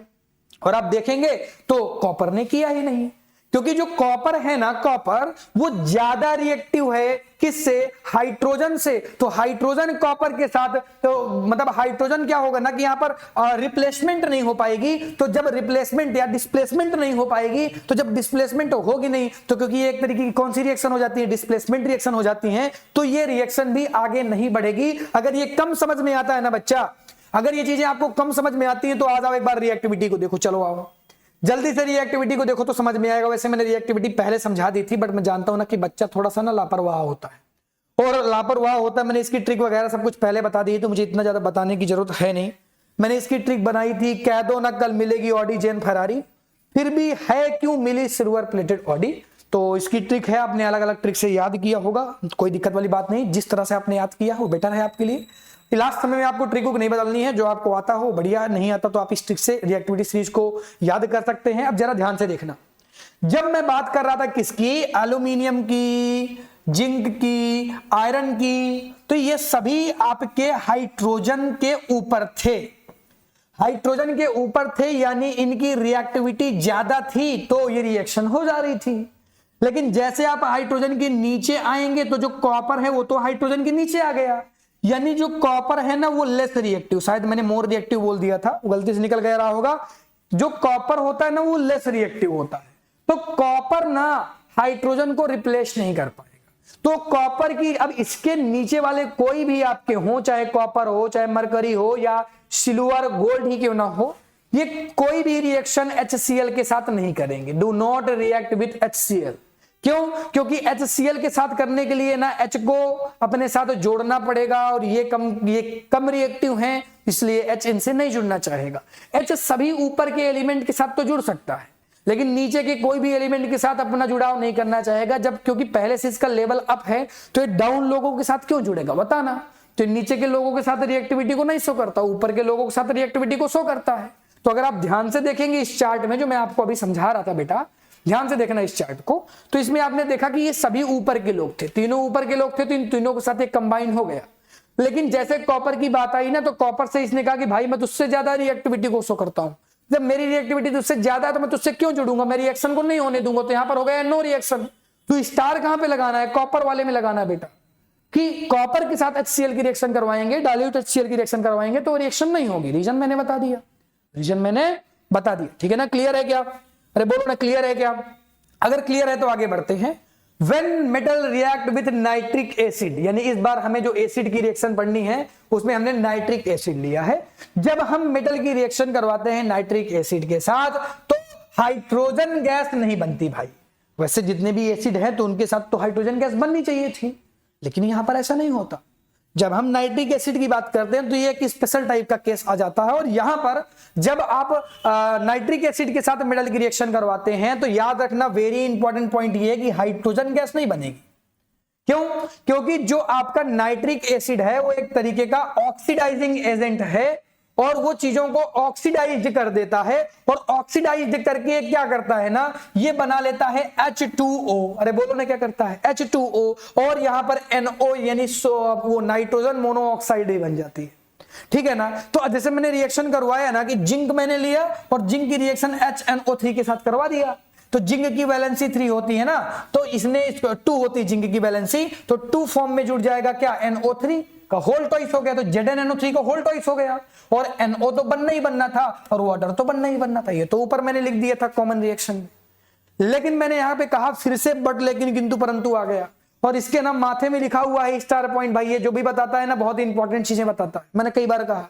इसका नाम क्या है बोलना, इसका नाम है बट लेकिन किंतु परंतु। तो बट लेकिन किंतु परंतु कहता है कि भैया ये तो ठीक है लेकिन कुछ आपके मेटल्स होते हैं लाइक मैग्नीशियम और मैग्नीशियम यानी कि Mg और Mn, इसको मैं मैग्नीशियम बोलता हूं, इसको मैं मैग्नीज बोलता हूं। तो ये मैग्नीज हो गया, ये मैग्नीशियम हो गया। तो मैग्नीज और मैग्नीशियम जब रिएक्शन करते हैं डाइल्यूट HCl के साथ तो यहां पर हाइड्रोजन गैस बन जाती है, जबकि ऊपर तो लिखा है कि हाइड्रोजन गैस नहीं बनती। लेकिन क्योंकि ये बट लेकिन किंतु परंतु वाला पॉइंट है और ये वेरी इंपॉर्टेंट पॉइंट हो गया क्योंकि इसके माथे में इंपॉर्टेंट लिखा हुआ है, तो जो ये बता देना वो तो वेरी इंपॉर्टेंट है। तो ये तो आना चाहिए कि जो आपका मैग्नीशियम हो गया, जो आपका मैग्नीज हो गया ना, ये ऐसे मेटल्स हैं जो HCl के साथ भी रिएक्शन करने के बाद H2 गैस देते। It is very important point. तो यहां पर इंपॉर्टेंट पॉइंट पर ज्यादा ध्यान देना है। क्वेश्चन तो एक ही दो बनेगा ना इससे, तो जो क्वेश्चन बनता है ना वो बट लेकिन किंतु परंतु वाले से बनता है। ठीक है ना, ठीक है ना। अरे बोलना समझ में आया क्या, समझ में आया क्या, बिल्कुल समझ में आया होगा, अरे आना चाहिए। ठीक है ना, चलो आ जाओ। अब हम पढ़ने वाले हैं कि एक आपको एक्टिविटी दी हुई है, ध्यान से अच्छे से आपको इस एक्टिविटी को समझना है। इसमें क्या किया गया है ना, 2 ट्यूब लिया गया है। एक आपको ट्यूब जो दिखाया गया है ट्यूब 1 है, एक आपकी जो ट्यूब B है। ये 2 तरीके के ट्यूब्स लिए गए हैं और दोनों ट्यूब में ना आपको एक ये जो आपकी नेल इसमें रखी गई है यानी कि आप कील कह सकते हैं एक तरीके की, वो आयरन से बनी हुई है और ये जो नेल है आपकी या वायर है ये कॉपर से बनी हुई है। ठीक है ना, एक आयरन की है एक कॉपर की है। और इसमें जो अंदर मटेरियल भरा गया है या जो सोल्यूशन है वो सोल्यूशन CuSO4 का है और इधर FeSO4 का है। एक्टिविटी बहुत इंपॉर्टेंट है, आपसे पूछा गया है कि यहां पर क्या होगा, थोड़ा सा समझिए और बताइए कि क्या चीजें हैं यहां पर। तो ये एक्टिविटी आपको मैं बहुत ही बढ़िया तरीके से समझाऊंगा। रीजन ये है ना कि मैंने आपको कहा था कि भाई देखो कुछ एक्टिविटी ऐसी है ना, हमेशा हर एक्टिविटी से क्वेश्चन बने जरूरी नहीं है, क्योंकि जो क्वेश्चन बनते हैं नॉर्मली वो हम पढ़ा भी देते हैं और आ भी जाते हैं। लेकिन कुछ इस एक्टिविटी ऐसी होती है ना जो स्पेशल टाइप की होती है, भाई उनको पढ़ के नहीं गए ना तो नंबर कट गए, क्योंकि वहां से क्वेश्चन आने ही आने हैं। बट हमने शुरुआत से कहा था कि जो हम बना रहे हैं वो आपके लिए इंपॉर्टेंट है और हम इस तरह से बना रहे हैं क्योंकि बोर्ड एग्जाम बहुत नजदीक है। हमारे लेक्चर कुल मिला के डेडिकेटेड है पूरी तरीके से बोर्ड एग्जाम के लिए। हम एक्स्ट्रा चीजें नहीं पढ़ाते, हम एक्स्ट्रा बातें नहीं करते, हम एक्स्ट्रा पॉइंट की बातें नहीं करते, हम देश दुनिया की चीजें नहीं सिखाते, हम अपने आप को ज्यादा ज्ञानी नहीं बताते। बट हम ये बताते हैं कि भाई हम जितना पढ़ा रहे हैं वो सफिशियंट है और वो आएगा बोर्ड एग्जाम। ये बात आपको माननी पड़ेगी और एक बार नहीं मैं 100 बार इस बात को कहूंगा कि जो मैं पढ़ा रहा हूं वो बोर्ड एग्जाम में आएगा और बिल्कुल आएगा। प्रीवियस ईयर क्वेश्चन देख के भरोसा कर मेरे ऊपर, ठीक है ना। चल मैं नहीं कह रहा कि खुला भरोसा कर ले, प्रीवियस ईयर क्वेश्चन देख लेना तुझे पता चल जाएगा कि यार सबने पढ़ाया या नहीं पढ़ाया। क्लियर है क्या? चलो आ जाओ भाई। तो क्या होगा इसमें, क्या होगा जरा ध्यान से देखें, क्या होगा जरा ध्यान से देखें। ये आपकी एक्टिविटी थी भाई। देख जो आयरन होता है ना, आयरन और जो ये Cu है, तो जो अगर आप इसकी रिएक्टिविटी सीरीज देखेंगे तो ध्यान से देखना, जो आपका आयरन है यानी Fe इधर है और Cu इधर है, Cu इधर है, यानी जो Fe है ना वो मोर रिएक्टिव है और जो Cu है वो लेस रिएक्टिव है। बोलना है क्या? बिल्कुल है। तो अगर आप एक्टिविटी में देखेंगे तो जो आयरन है ये मोर रिएक्टिव है और ये आपका लेस रिएक्टिव है, यानी ये जो आयरन है ना ये Cu को रिप्लेस कर देगा। यानी यहां पर Fe की रिएक्शन जब मैं करवा दूंगा CuSO4 के साथ तो आयरन इस Cu को रिप्लेस कर देगा, डिस्प्लेसमेंट कर देगा। इसका रिप्लेस तो हो ही नहीं पाएगा, डिस्प्लेसमेंट हो जाएगा और इस तरह से यहां पर क्या बन जाएगी, यहां पर बन जाएगी भाई FeSO4। ठीक है ना, और कॉपर तो यहां से अलग हो गया, यानी एक तरीके की डिस्प्लेसमेंट रिएक्शन हो गई कि नहीं हो गई।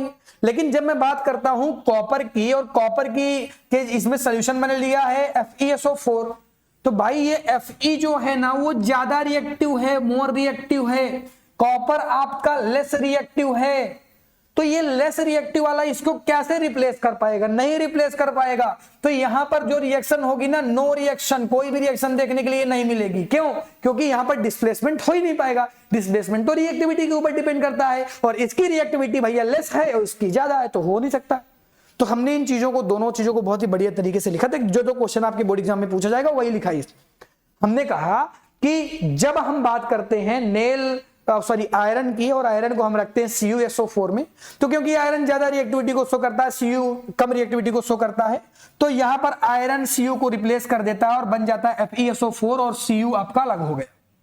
लेकिन इस केस में ये चीजें नहीं होती, क्योंकि यहां पर डिस्प्लेसमेंट हो ही नहीं पाता। क्यों? क्योंकि रीजन ये है कि आपका कॉपर लेस रिएक्टिव है, लेकिन आपका आयरन ज्यादा रिएक्टिविटी को शो करता है। Is it clear? क्या क्लियर है? आगे बढ़ते हैं। ये आपका ब्लू कलर का था पहले, लेकिन बाद में ग्रीन कलर का हो जाएगा। वेरी इंपॉर्टेंट, बोर्ड में पूछा जा चुका है। पहले ये ब्लू कलर का सोल्यूशन हुआ करता था, लेकिन जब इसका डिस्प्लेसमेंट हो गया तो ये किस कलर का हो गया? ग्रीन कलर का हो गया। बट इसमें तो कोई चेंजेस देखने के लिए नहीं मिलेंगे, क्योंकि रिएक्शन नहीं हुई है। अब देखो, जो आपका रेडिश ब्राउन कलर का डिपॉजिट हो जाएगा ना, किस पर हो जाएगा? Of Cu on iron metal. यानी अगर आप देखेंगे जो आयरन है ना, उस पर ना ब्राउन कलर की एक लेयर चढ़ जाएगी। अरे बोलो ना, ब्राउन कलर की किस लिए लेयर चढ़ जाएगी? क्योंकि जो कॉपर है ना, ये उसके ऊपर एक तरीके का लेयर बना लेता भाई। तो लेयर बना लेगा, क्योंकि रिएक्शन हुई है ना, तो रिएक्शन हुई है तो रेडिश ब्राउन कलर की एक कलर वो आ जाएगी। इसी को बोलते हैं लोहे में जंग लगना। यानी आयरन में ये ब्राउन कलर की जो लेयर डिपॉजिट हो रही है, रेडिश ब्राउन कलर की, इसी को तो बोलेंगे कि भाई जंग लग गया है आयरन में। क्लियर है? पॉइंट क्लियर है क्या? हाँ, ऐसे ही क्लियर करके चलना है, क्योंकि क्वेश्चन भाई इससे पूछे जाते हैं, तो दिक्कत ना हो आपको। बस हम यही टारगेट लेके चल रहे हैं कि जो बच्चा यहाँ पे पढ़ रहा है ना, उसको मजा आए। और कुल मिला के मजा ही सबसे ज्यादा इंपॉर्टेंट है, और बाकी तो ठीक है सब कुछ, कोई दिक्कत वाली बात नहीं है। ठीक है ना? चलो आ जाओ। अब देखो, वेरी इंपॉर्टेंट पॉइंट हम लोग इस समय आ चुके हैं, बहुत ही एक दिलचस्प टॉपिक पर, जो कि है आयनिक बॉन्ड। वेरी इंपॉर्टेंट है, बच्चों को बहुत प्रॉब्लम करता है आयनिक बॉन्ड समझने में। दरअसल क्या है ना कि प्रॉब्लम तब होती है जब आप कॉन्सेप्ट को छोड़ने लगते हैं, चीजों को छोड़ने लगते हैं, तो आपको दिक्कतें होना स्टार्ट हो जाती हैं। लेकिन मैं आपको क्लियर कट चीजें समझाऊंगा। देख, एक होता है कोवेलेंट बॉन्ड, एक होता है आयनिक बॉन्ड। जो आयनिक बॉन्ड होता है वो आयंस के फॉर्म में होता है, यानी आयंस के अकॉर्डिंग बनता है। लेकिन जो कोवेलेंट बॉन्ड होता है वो शेयरिंग ऑफ इलेक्ट्रॉन्स के कारण बनता है। यानी यहाँ पर इलेक्ट्रॉन की शेयरिंग नहीं होने वाली है। पहली एक चीज सीखना है तुझे, ठीक है ना? शेयरिंग का मतलब ये, तू भी ले ले मैं भी ले लूं, बॉन्ड बना लूं, तो कोवेलेंट बॉन्ड हो गया। कोवेलेंट बॉन्ड अपने में है नहीं अभी यहाँ पर। आयनिक बॉन्ड कैसे बनता है, ध्यान से समझना। जैसे मैंने क्या कहा कि मेरे पास सोडियम है Na, और मेरे पास क्या है? क्लोरीन है Cl। ध्यान से चीजों को समझना, तो बहुत ही प्यारे तरीके से चीजें समझ में आएंगी और मजा आएगी चीजों में, कि भैया हाँ कुछ समझा रहे हैं आप, मजा आ रही है, ऐसा कुछ फील होगा आपको। ये आपका क्या हो गया? सोडियम, और ये आपका क्या हो गया? क्लोरीन। आपको एक चीज पता है कि सोडियम क्योंकि एक तरीके का मेटल है, मैंने आपको पढ़ाया कि सोडियम एक तरीके का मेटल है जिसके ऊपर पॉजिटिव चार्ज होता है। रीजन भी मैंने आपको बता दिया था जब मैं स्लाइड पढ़ा रहा था। इसी तरह जो क्लोरीन गैस है, या तो मैं कह सकता हूं जो क्लोरीन है, भी गैस वैस अपना याद रखें, ये नॉन मेटल है बच्चा। ये नॉन मेटल है जिस पर निगेटिव चार्ज होता है, अब ये पॉजिटिव और निगेटिव दो तरीके के चार्ज हो गए। यानी एक चीज क्लियर हो गई कि एक के ऊपर पॉजिटिव चार्ज है भाई साहब, एक के ऊपर पॉजिटिव चार्ज है और एक के ऊपर निगेटिव चार्ज है। बोलना क्लियर है क्या? एक के ऊपर पॉजिटिव चार्ज है और एक के ऊपर निगेटिव चार्ज है। ये आपस में जुड़ते हैं, कंबाइंड होते हैं, और ये पॉजिटिव और निगेटिव पास पास आ जाएंगे। क्यों आ जाएंगे सर? क्योंकि फोर्स ऑफ अट्रैक्शन यहां पर लगने लगेगा। सेम चार्ज तो रिपेल करते हैं, लेकिन अपोजिट चार्ज एक दूसरे को अट्रैक्ट करते हैं। फोर्स ऑफ अट्रैक्शन आ गया। यानी अगर आप ध्यान से देखेंगे तो क्या इसी को मैं ऐसे लिख सकता हूं क्या कि Na और Cl पास पास आ गए।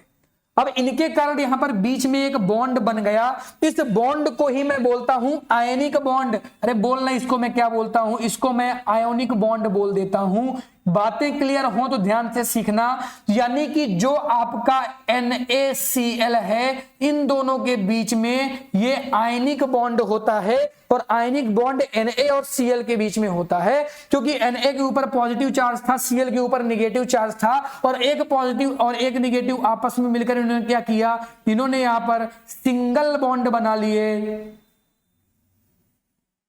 सिंगल बॉन्ड बना लिया, और इस सिंगल बॉन्ड को ही मैं आयनिक बॉन्ड कहता हूं। बोल आयनिक बॉन्ड कैसे बनते हैं, चीजें क्लियर हो गई क्या? अरे यही तो कॉन्सेप्ट है, यही तो मेन चीज है जो आप नहीं समझते हैं, तभी तो आपको प्रॉब्लम होती है। अब आ जाओ इधर देखो स्लाइड में, मैंने आपको क्या कहा, जो मेटल्स होते हैं वो कैटायंस बनाते हैं, यानी जो मेटल्स होते हैं उन पर पॉजिटिव चार्ज होता है। अरे बोलना कौन सा चार्ज होता है भाई, पॉजिटिव चार्ज होता है कि नहीं होता, और नॉन मेटल्स पर निगेटिव चार्ज होता है, इस पर पॉजिटिव चार्ज होता है। ये दोनों आपस में मिलकर आयनिक बॉन्ड बना लेते हैं और इन्हीं को हम आयनिक कंपाउंड भी कह देते हैं। मैंने आपको एग्जांपल बताया, अरे बोलना भैया मैंने आपको क्या बताया, मैंने आपको एग्जांपल बताया है NaCl सोडियम क्लोराइड, इन दोनों के बीच में जो बॉन्ड है उसे मैं आयनिक बॉन्ड कहता हूं और इसको मैं आयनिक कंपाउंड कह देता हूं। क्या कह देता हूं? Ionic compound. बोल क्लियर है क्या? अरे बच्चा बोल दे क्लियर है, समझ में आ रहा है क्या? बिल्कुल आ रहा है। अब देखो बोर्ड एग्जाम में ना आयनिक बॉन्ड तो पूछा जाता है भाई, इसके बाद कुछ थ्योरी भी पूछी जाती है आयनिक बॉन्ड से। जैसे पूछता है कि आयनिक बॉन्ड की ना प्रॉपर्टी बताइए। अरे बोलो ना क्या पूछता है? पूछता है कि आयनिक बॉन्ड की प्रॉपर्टी बता दीजिए। अरे क्लियर है, सब कुछ वॉइस वगैरह आ रही है, कोई दिक्कत नहीं, चलो ठीक है। तो अगर पूछ ले भैया कि आपको इसकी प्रॉपर्टी बताना है, तो कुछ प्रॉपर्टी मैं लिख कर लाया हूं, वेरी इंपॉर्टेंट है, मैं याद करवा दूंगा, गारंटी मेरी है, आपको समझना है, आपको केवल और केवल समझना है। ध्यान से समझना मैं क्या कह रहा हूं।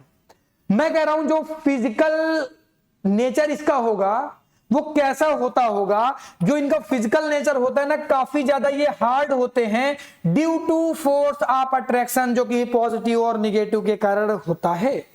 तो इनमें जो फोर्स ऑफ अट्रैक्शन की वजह से इनमें ना बहुत ज्यादा स्ट्रांगनेस आ जाती है, इनको आसानी से आप ब्रेक डाउन नहीं कर सकते, तोड़ नहीं सकते, यानी फिजिकल स्ट्रेंथ इनकी काफी हाई है, काफी हार्ड होते हैं, ठीक है ना। फिर मेल्टिंग और बॉइलिंग पॉइंट, मैंने कहा जो चीज जितनी हार्ड होगी उसकी मेल्टिंग एंड बॉइलिंग पॉइंट उतनी हार्ड होगी। हार्ड का मतलब उतनी हाई होगी, हार्ड तो वर्ड नहीं यूज करेंगे यहाँ पर, उतनी हाई हो जाएगी, यानी मेल्टिंग एंड बॉइलिंग पॉइंट आपकी काफी ज्यादा हाई होती है, यानी काफी ज्यादा हीट की रिक्वायर्ड होगी जब आप इन्हें ब्रेक करना चाहेंगे, तोड़ना चाहेंगे।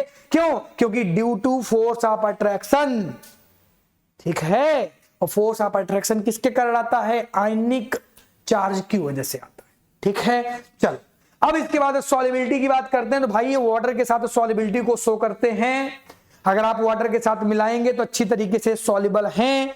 लेकिन बच्चा अगर हम बात करते हैं कि बहुत ज्यादा सॉल्युबल हैं क्या, केरोसिन और पेट्रोल के साथ नहीं, केरोसिन और पेट्रोल के साथ बहुत ज्यादा क्या, ये इनसॉल्युबल होते हैं। अगर आप पेट्रोल में नमक मिला देंगे ना, NaCl किसका फॉर्मूला, बोलना किसका फॉर्मूला है? अरे NaCl किसका फॉर्मूला होता है? कॉमन सॉल्ट का फॉर्मूला होता है कि नहीं?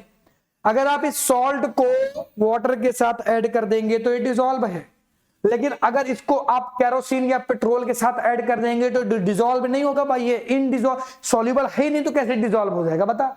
ये तो इसके साथ तो सॉल्युबिलिटी को ही नहीं शो करता, ठीक है ना। Very good. अब इनमें कंडक्टिविटी होती है क्या, किसके लिए? इलेक्ट्रिसिटी के लिए। बिल्कुल होती है भाई, बिल्कुल होती है, लेकिन जब ये आयनिक फॉर्म में होंगे तब, जब ये कंपाउंड फॉर्म में होते हैं तब नहीं होती। कहने का क्या मतलब है? कहने का मतलब ये है कि जब ये NaCl नॉर्मल फॉर्म में है तो इनमें इलेक्ट्रिसिटी नहीं फ्लो होगी, लेकिन जैसे ही आप इन्हें किस में मिला देंगे, जैसे ही आप इन्हें वाटर में मिला देंगे, किसके साथ? वाटर के साथ, तो ये आयंस में ब्रेक डाउन हो जाएंगे, Na+ और Cl-, और जैसे आयंस में ब्रेक डाउन होंगे तो इलेक्ट्रिसिटी फ्लो हो जाएगी। इज इट क्लियर क्या? इज इट क्लियर क्या? ठीक है ना। यानी नॉर्मल जब ये कंपाउंड फॉर्म में तब इलेक्ट्रिसिटी फ्लो नहीं करेगी, क्योंकि इन पर कोई चार्ज नहीं है, बॉन्ड बन गया तो चार्ज गायब हो गया, फिर से इनको तोड़ना पड़ेगा। जब बॉन्ड ब्रेक होगा, बॉन्ड इनका ब्रेक हो जाएगा तो दोबारा से इन पर आयन आ जाएंगे और आयंस के कारण इलेक्ट्रिसिटी फ्लो करेगी। अब देखो आगे जो आपका आता है वो आपका नेक्स्ट पार्ट आ गया, और ये नेक्स्ट पार्ट मैंने दो पार्टों में इसको डिवाइड किया है। पहले पार्ट में आपको मैंने मेटल एंड नॉन मेटल बढ़िया तरीके से समझाया, उसकी केमिकल प्रॉपर्टीज, उसकी फिजिकल प्रॉपर्टीज बढ़िया तरीके से बताया। अब मैं आपको बताने वाला हूं occurrence of metals, very important topic है, और यहां से हमेशा एक क्वेश्चन फिक्स है आपका, एक क्वेश्चन हमेशा से फिक्स है, और मैं आपको बताऊंगा कौन सा क्वेश्चन आएगा। ध्यान से अच्छी तरीके से चीजों को समझना, कहीं पर आपको कोई भी कंफ्यूजन नहीं होगी। और ज्यादातर बच्चों को इसी टॉपिक में प्रॉब्लम होती है, क्योंकि बच्चे ना बहुत इधर उधर की चीजें ले आते हैं। उनको लगता है सर क्या ही है इसमें, समझ में कुछ नहीं आ रहा, सर कैसे समझेंगे, कैसे करेंगे। रीजन ये है ना, बच्चा तू समझना नहीं चाहता है, टीचर बढ़िया समझा रहा है, समझने की तुमने कभी कोशिश नहीं की। ध्यान से समझना, मैं तुम्हें समझा रहा हूं। पहली कंफ्यूजन जो आपको आती है वो मिनरल्स और ओर्स को लेकर आती है कि सर मिनरल्स और ओर्स में हमेशा बच्चे कंफ्यूज रहते हैं। तो देख मैंने क्या लिखा, पहले लाइन पढ़। एनसीईआरटी कहती है कि all minerals are not ore but all ores are minerals. कहने का क्या मतलब है? तो कहने का यह मतलब है, सपोज दैट हमने ना जमीन में माइनिंग की, तो माइनिंग के बाद हमें जो भी मिले वो सब मिनरल्स हैं, चाहे जो कुछ हो, सब कुछ क्या है? मिनरल्स है। लेकिन अगर हमें कुछ ऐसा मिल जाए जिससे हम प्रॉफिट कमा सकते हैं, उसे हम सेल कर सकते हैं, बेच सकते हैं, जिससे मुझे प्रॉफिट हो सकता है, उसे मैं ओर्स कह देता हूं। क्या कह देता हूं बच्चा? उसे मैं ओर्स कह दूंगा। लेकिन कुछ भी मिले जो मेरे लिए प्रॉफिटेबल ना है तो मिनरल्स ही, बट प्रॉफिटेबल नहीं है तो मैं उसको क्या कह दूंगा? मिनरल्स कह दूंगा। यानी जो भी मिलेगा सब कुछ मिनरल्स है, लेकिन ओर्स केवल वही है जो मेरे लिए प्रॉफिट साबित हो जाएगा, जिससे मैं प्रॉफिट कमा सकता हूं। यहां से कोई कंफ्यूजन किसी भी बच्चे को नहीं होनी चाहिए कि ओर्स और मिनरल्स क्या होते हैं सर, ये सब ये क्या लाइनें क्या कहती हैं कि all minerals are ores but are ores are non minerals, का सर क्या मतलब है इसका? अब समझ में आया क्या? जो भी मिलेगा सब मिनरल्स है, लेकिन जो भी मिलेगा सब ओर्स नहीं है। जिससे फायदा होगा वही केवल ओर्स हैं। और इसीलिए मैं कहता हूं कि भाई मिलने वाला तो सब कुछ मिनरल्स ही है, लेकिन जो मिला वो ओर्स हो जरूरी नहीं है। तो इसीलिए हमने एनसीईआरटी पर एक लाइन छापी, हमने नहीं भाई साइंटिस्टों ने छापी कि all minerals are not ores but all ores are minerals. कोई भी दिक्कत नहीं होगी, इस चीज को मैंने लिखा भी, तो आपको कोई भी कंफ्यूजन यहां पर नहीं होगी। अब यहां से बहुत ही बढ़िया तरीके से चीजों को समझना स्टार्ट करना। बेटा बहुत प्रॉब्लम होती है बच्चों को, बहुत प्रॉब्लम, तो बढ़िया तरीके से चीजों को समझना स्टार्ट करोगे, बहुत बढ़िया तरीके से समझ में आएगा, मजा आ जाएगी आज, बिल्कुल मजा आएगी। ध्यान से समझना। देखो जब मैं बात करता हूं कि भैया कैसे हम मेटल्स को एक्सट्रैक्ट करेंगे, कैसे हम निकालेंगे, कैसे हम उनकी इंप्योरिटीज को अलग करेंगे। जैसे मैंने कोई मेटल निकाला, किससे? माइनिंग के थ्रू।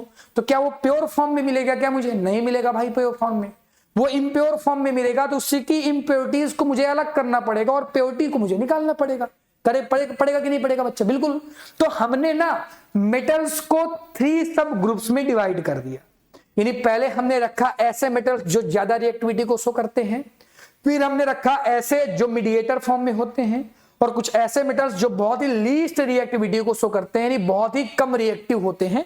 यानी टोटल मैंने कितने पार्ट बना दिए बच्चा? ध्यान से देखना, कितने पार्ट बना दिए मैंने। यहां पर बनाया P1, मैंने बनाया P2, फिर मैंने बनाया P3।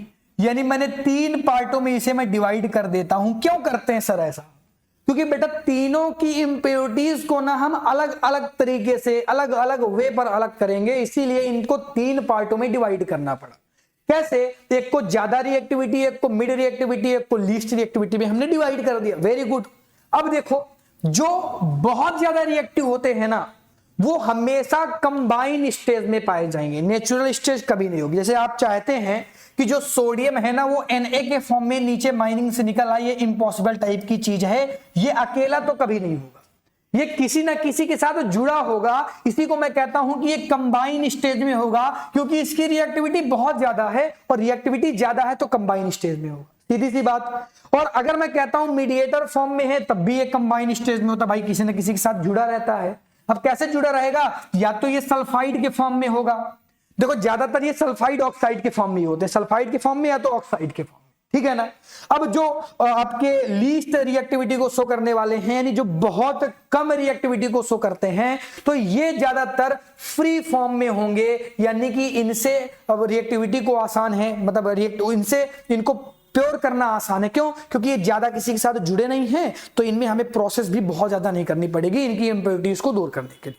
कम रिएक्टिविटी है, सबसे ज्यादा मोर रिएक्टिविटी में दिक्कत आती है, क्योंकि बहुत ज्यादा रिएक्टिविटी को शो करते हैं तो इनको एक्सट्रैक्ट करना, इनको निकालना ना बड़ी प्रॉब्लम वाली बात हो जाती है हमारे लिए। कैसे निकालते हैं भी पता चल जाएगा आपको, दिक्कत नहीं होगी। तो ज्यादातर ये फ्री स्टेज में पाए जाते हैं। तो फ्री स्टेज में हम ना कैल्सिनेशन या आप देखेंगे सल्फाइड या ऑक्साइड स्टेज में होंगे तो रोस्टिंग करवा देते हैं, कैल्सिनेशन करवाते हैं, रोस्टिंग करवाते हैं। कैल्सिनेशन रोस्टिंग का यूज यहां पर भी करते हैं और रोस्टिंग का यूज हम करते हैं किसमें, रोस्टिंग का यूज हम कर देते हैं किसके साथ, लीस्ट रिएक्टिव वाले जितने भी आपके एलिमेंट्स हो जाएंगे। तो ये आपको जरूर याद रखना कि भाई लीस्ट रिएक्टिविटी सीरीज कौन है, तो कौन ज्यादा रिएक्टिव है, कौन लेस रिएक्टिव है, कौन कम रिएक्टिव है, ये तो मैंने बहुत पहले भी आपको सिखा दिया था और इसी के अकॉर्डिंग आप इनका एक्सट्रैक्शन कर रहे हैं। यानी जब भी आप मोस्ट रिएक्टिव एलिमेंट्स को एक्सट्रैक्ट करेंगे तो आप फिर इलेक्ट्रोलिसिस करवाएंगे। जब आप मीडिएटर वाले रिएक्टिविटी वाले मेटल्स को लाएंगे तो आप कैल्सिनेशन या रोस्टिंग करवाएंगे, और जब आप लीस्ट रिएक्टिविटी वाले मेटल्स को अलग करना चाहेंगे तब आप रोस्टिंग करवाएंगे। सर ये क्या है बेटा, ये प्रोसेस है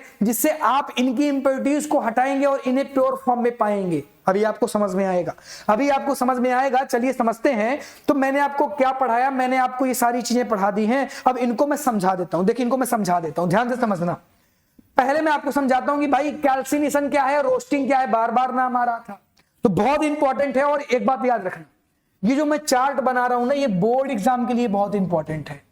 ये बोर्ड एग्जाम के लिए वेरी इंपॉर्टेंट है। सर क्यों इंपॉर्टेंट है, क्योंकि बोर्ड एग्जाम में कई बार पूछा गया कि different between roasting and calcination, या कैल्सिनेशन की प्रोसेस क्या है या रोस्टिंग की प्रोसेस क्या है, एग्जांपल के थ्रू समझाइए। ऐसे करके कई क्वेश्चन आपके बोर्ड एग्जाम में देखने के लिए मिल गए और मिलेंगे। आप प्रीवियस ईयर देख रहे होंगे तो आपको पता होगा बोर्ड एग्जाम बहुत नजदीक है, बच्चे प्रीवियस ईयर क्वेश्चन कर रहे हैं। सभी बच्चों को जो कर रहे हैं, जो सीरियस है, उनको पता चल रहा होगा, ठीक है ना। चल अब देखो, जब मैं बात करता हूं कैल्सिनेशन की, किसकी बात करता हूं, कैल्सिनेशन की, तो जो कैल्सिनेशन है, कैल्सिनेशन से हम लोग कार्बोनेट को, जितने भी कार्बोनेट्स होंगे, कार्बोनेट्स को कैसे लिखते हैं, CO3 के फॉर्म में होंगे भाई। तो कार्बोनेट्स को हम क्या करते हैं, अलग करते हैं और इनसे हम ना सल्फाइड ओर्स को प्राप्त करते हैं। इनसे हम कार्बोनेट्स को, इनको हम ये जो रोस्टिंग होती है वो सल्फाइड्स के लिए होती है। देखो ये वेरी इंपॉर्टेंट पॉइंट है, स्टार लगा लेना, सबसे ज्यादा इंपॉर्टेंट पॉइंट है। एमसीक्यू क्वेश्चन भी पूछा गया है कि जो आपकी कैल्सिनेशन होती है वो ऑक्सीजन के अब्सेंस में होती है, जबकि जो आपकी रोस्टिंग होती है वो ऑक्सीजन की प्रेजेंट में होती है। It is very very very important.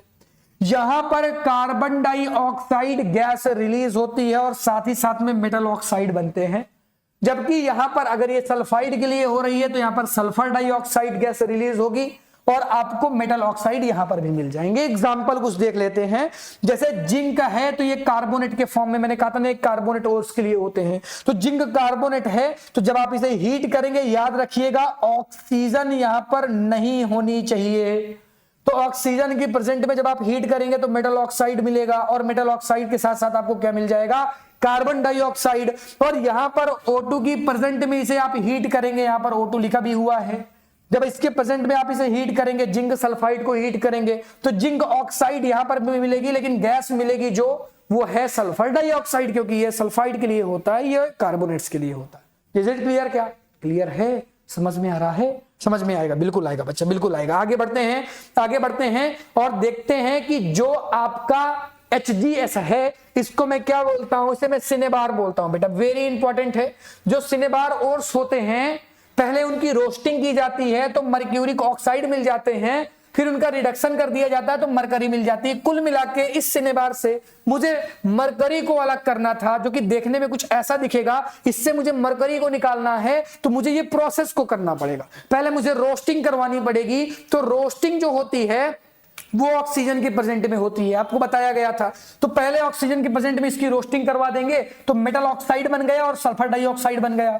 फिर मेटल ऑक्साइड को पकड़ेंगे और हीट कर देंगे तो इसका रिडक्शन हो जाएगा, रिडक्शन से ऑक्सीजन गैस अलग हो जाएगी और आपका ये मेटल मिल गया। बहुत ही आसान है ये तो। अरे आसान है क्या? बिल्कुल आसान है। इसी तरह से जब मैं बात करता हूं किसकी, कॉपर सल्फाइड की बात करता हूं, तो कॉपर सल्फाइड के लिए मुझे रोस्टिंग करवानी पड़ेगी तो मुझे कॉपर ऑक्साइड मिलेगा, रिडक्शन करवाना पड़ेगा तो कॉपर मिल जाएगा। हमने क्या किया, ऑक्सीजन की प्रेजेंट में रोस्टिंग करवाई तो कॉपर ऑक्साइड मिल गया। अब कॉपर ऑक्साइड के साथ दोबारा से मुझे क्या लेना पड़ा, ध्यान से समझना, दोबारा से मुझे यहां पर कॉपर सल्फाइड लेना पड़ा, रिडक्शन के लिए लेना पड़ा। भाई रिडक्शन के लिए जरूरी है ये, यहां पर मुझे ऐसी जरूरत नहीं पड़ रही, बट यहां पे मुझे पड़ रही है कि दोबारा से मुझे इस कॉपर ऑक्साइड की जरूरत पड़ रही है, या कॉपर सल्फाइड बोलूंगा, ऑक्साइड नहीं, कॉपर सल्फाइड की रिएक्शन मुझे कॉपर ऑक्साइड के साथ करवानी पड़ेगी, तब मुझे कॉपर मिलेगा और फिर से सल्फर डाइऑक्साइड मिल जाएगी। यानी यहां पर दो बार सल्फर डाइऑक्साइड मिल रही है, ध्यान दो, जबकि यहां पर केवल एक बार सल्फर डाइऑक्साइड मिल रही है, क्योंकि यहां पर रिडक्शन करवाने के लिए मुझे दूसरी बार कॉपर सल्फाइड की नीड पड़ी। तो ये इंपॉर्टेंट पॉइंट होते हैं, इन्हीं छोटे छोटे पॉइंट पर हमें ध्यान देना पड़ता है, और यही पॉइंट हमें आगे निकालेंगे बेटा, कुछ बनाएंगे हमें, ठीक है ना। चलो आ जाओ आगे पढ़ते हैं। अब हम पढ़ने वाले हैं क्या, आगे की चीजों को। जैसे आपके पास ना जिंक सल्फाइड है, तो जिंक सल्फाइड की आप रोस्टिंग कर देंगे। अब रोस्टिंग करेंगे तो जिंक ऑक्साइड बन जाएगा, जिंक ऑक्साइड को ले लेंगे, फिर इसका रिडक्शन करवा देंगे तो जिंक बन जाएगा। जैसे आपके पास जिंक सल्फाइड थी, और जिंक सल्फाइड के बाद आपने जैसे अभी सेम किया तो वैसा ही है, आपने ऑक्सीजन की प्रेजेंट में इसकी रोस्टिंग करवा दी तो जिंक ऑक्साइड बन गया। अब जिंक ऑक्साइड को डायरेक्ट हीट करके जिंक नहीं बनाया जा सकता, तो यहां पर आपको एक रिडक्शन के लिए कार्बन लाना पड़ा। आपने यहां पर कार्बन को ऐड किया तो कार्बन ने इसको रिड्यूस कर दिया ऑक्सीजन को, तो कार्बन डाइऑक्साइड निकल गई और आपको इस तरह से आपका मेटल मिल गया। आपका मेटल मिल गया कि नहीं मिल गया। लेकिन जब मैं बात करता हूं जिंक कार्बोनेट की, तो कार्बोनेट के लिए कैल्सिनेशन यूज करना पड़ता है, और कैल्सिनेशन ऑक्सीजन की एब्सेंस में होता है, यानी ऑक्सीजन यहां पर नहीं होगी। तो जब आप इसे कैल्सिनेशन करवाएंगे तो मेटल ऑक्साइड मिल जाएगी, फिर आपको जिंक मिल जाएगा रोस्टिंग करवाने के बाद। तो यहां पर आपने मेटल ऑक्साइड लिया है, देख रहे हैं आप ऑक्सीजन नहीं ले रहे हैं, और यहां पर ऑक्सीजन नहीं लेंगे तो ये जो है इससे, इसको जब आप हीट करते हैं ना, जब भी आप कार्बोनेट की हीट करेंगे तो याद रखिएगा कार्बन डाइऑक्साइड निकल जाएगी। कार्बन डाइऑक्साइड निकल गई तो आपको मेटल ऑक्साइड मिल गया। इस मेटल ऑक्साइड को किसके प्रेजेंट में, कार्बन की प्रेजेंट में आपको रिडक्शन करवाना पड़ेगा, तो कार्बन इससे ऑक्सीजन को निकाल देगा। भाई ये जरूरी है, ऑक्सीजन को निकालना तो कार्बन मिलाना पड़ेगा। तो यहां पे कार्बन डाइऑक्साइड निकल गई और आपका जिंक मिल गया, जो कि एक तरीके का मेटल है। तो बोल क्लियर हो गया क्या, बोलना बच्चा क्लियर हो गया क्या, बहुत ही बढ़िया तरीके से क्लियर हो गया ना। तो क्लियर होगा, बिल्कुल बिल्कुल बिल्कुल बिल्कुल बिल्कुल होगा बच्चा, क्लियर होगा होगा और होगा, बिल्कुल होगा, होना चाहिए, ठीक है ना। चलो आ जाओ, अब हम बात करते हैं थर्माइट रिएक्शन की। तो ऐसी रिएक्शंस जिनमें बहुत बड़ी मात्रा में हीट प्रोड्यूस होती है, और इन रिएक्शन का यूज जो ट्रेन की लाइन होती है ना, पटरी होती है ना, उसको जोड़ने के लिए भी किया जाता है, थर्माइट रिएक्शन का यूज। तो मैंने आपको क्या कहा कि नॉर्मल तरीके के जितने भी मेटल्स होते हैं, तो हम क्या करते हैं ना, कोक मिला के उनका रिडक्शन कर देते हैं। कोक मतलब कार्बन, उनका रिडक्शन कर देते हैं, और रिडक्शन से क्या होता है, मेटल ऑक्साइड से आपको मेटल प्राप्त हो जाते हैं। लेकिन ऐसा हर बार नहीं होगा। जैसे आपको ना कुछ हाई रिएक्टिव वाले मेटल्स जो हैं, उनमें ना जैसे सोडियम हो गया, कैल्शियम हो गया, एल्यूमिनियम हो गया, कई बार आपको इन मेटल्स का यूज करना पड़ता है। किसके लिए, किसके लिए, रिडक्शन के लिए। हर बार कोक यानी कार्बन से काम नहीं चलेगा। जैसे एक एग्जांपल बताया गया आपको, एग्जांपल कैसे बताया गया कि जैसे आपके पास ना जैसे आपके पास मैग्नीज है, और मैग्नीज का क्या करना है, आपको रिडक्शन करवाना है, तो आप कोक के साथ नहीं करवा सकते, क्योंकि रिएक्टिविटी यहां पर लो हो जाएगी कोक की, वो इसको रिप्लेस नहीं कर पाएगा। तो आपको एल्यूमिनियम मिलाना पड़ेगा, तो एल्यूमिनियम इस Mn को रिप्लेस कर देगा, डिस्प्लेस कर देगा, डिस्प्लेसमेंट रिएक्शन हो जाएगी। यानी एक तरीके की जो थर्माइट रिएक्शन है ना, ये एक तरीके की डिस्प्लेसमेंट रिएक्शन भी है बाबू।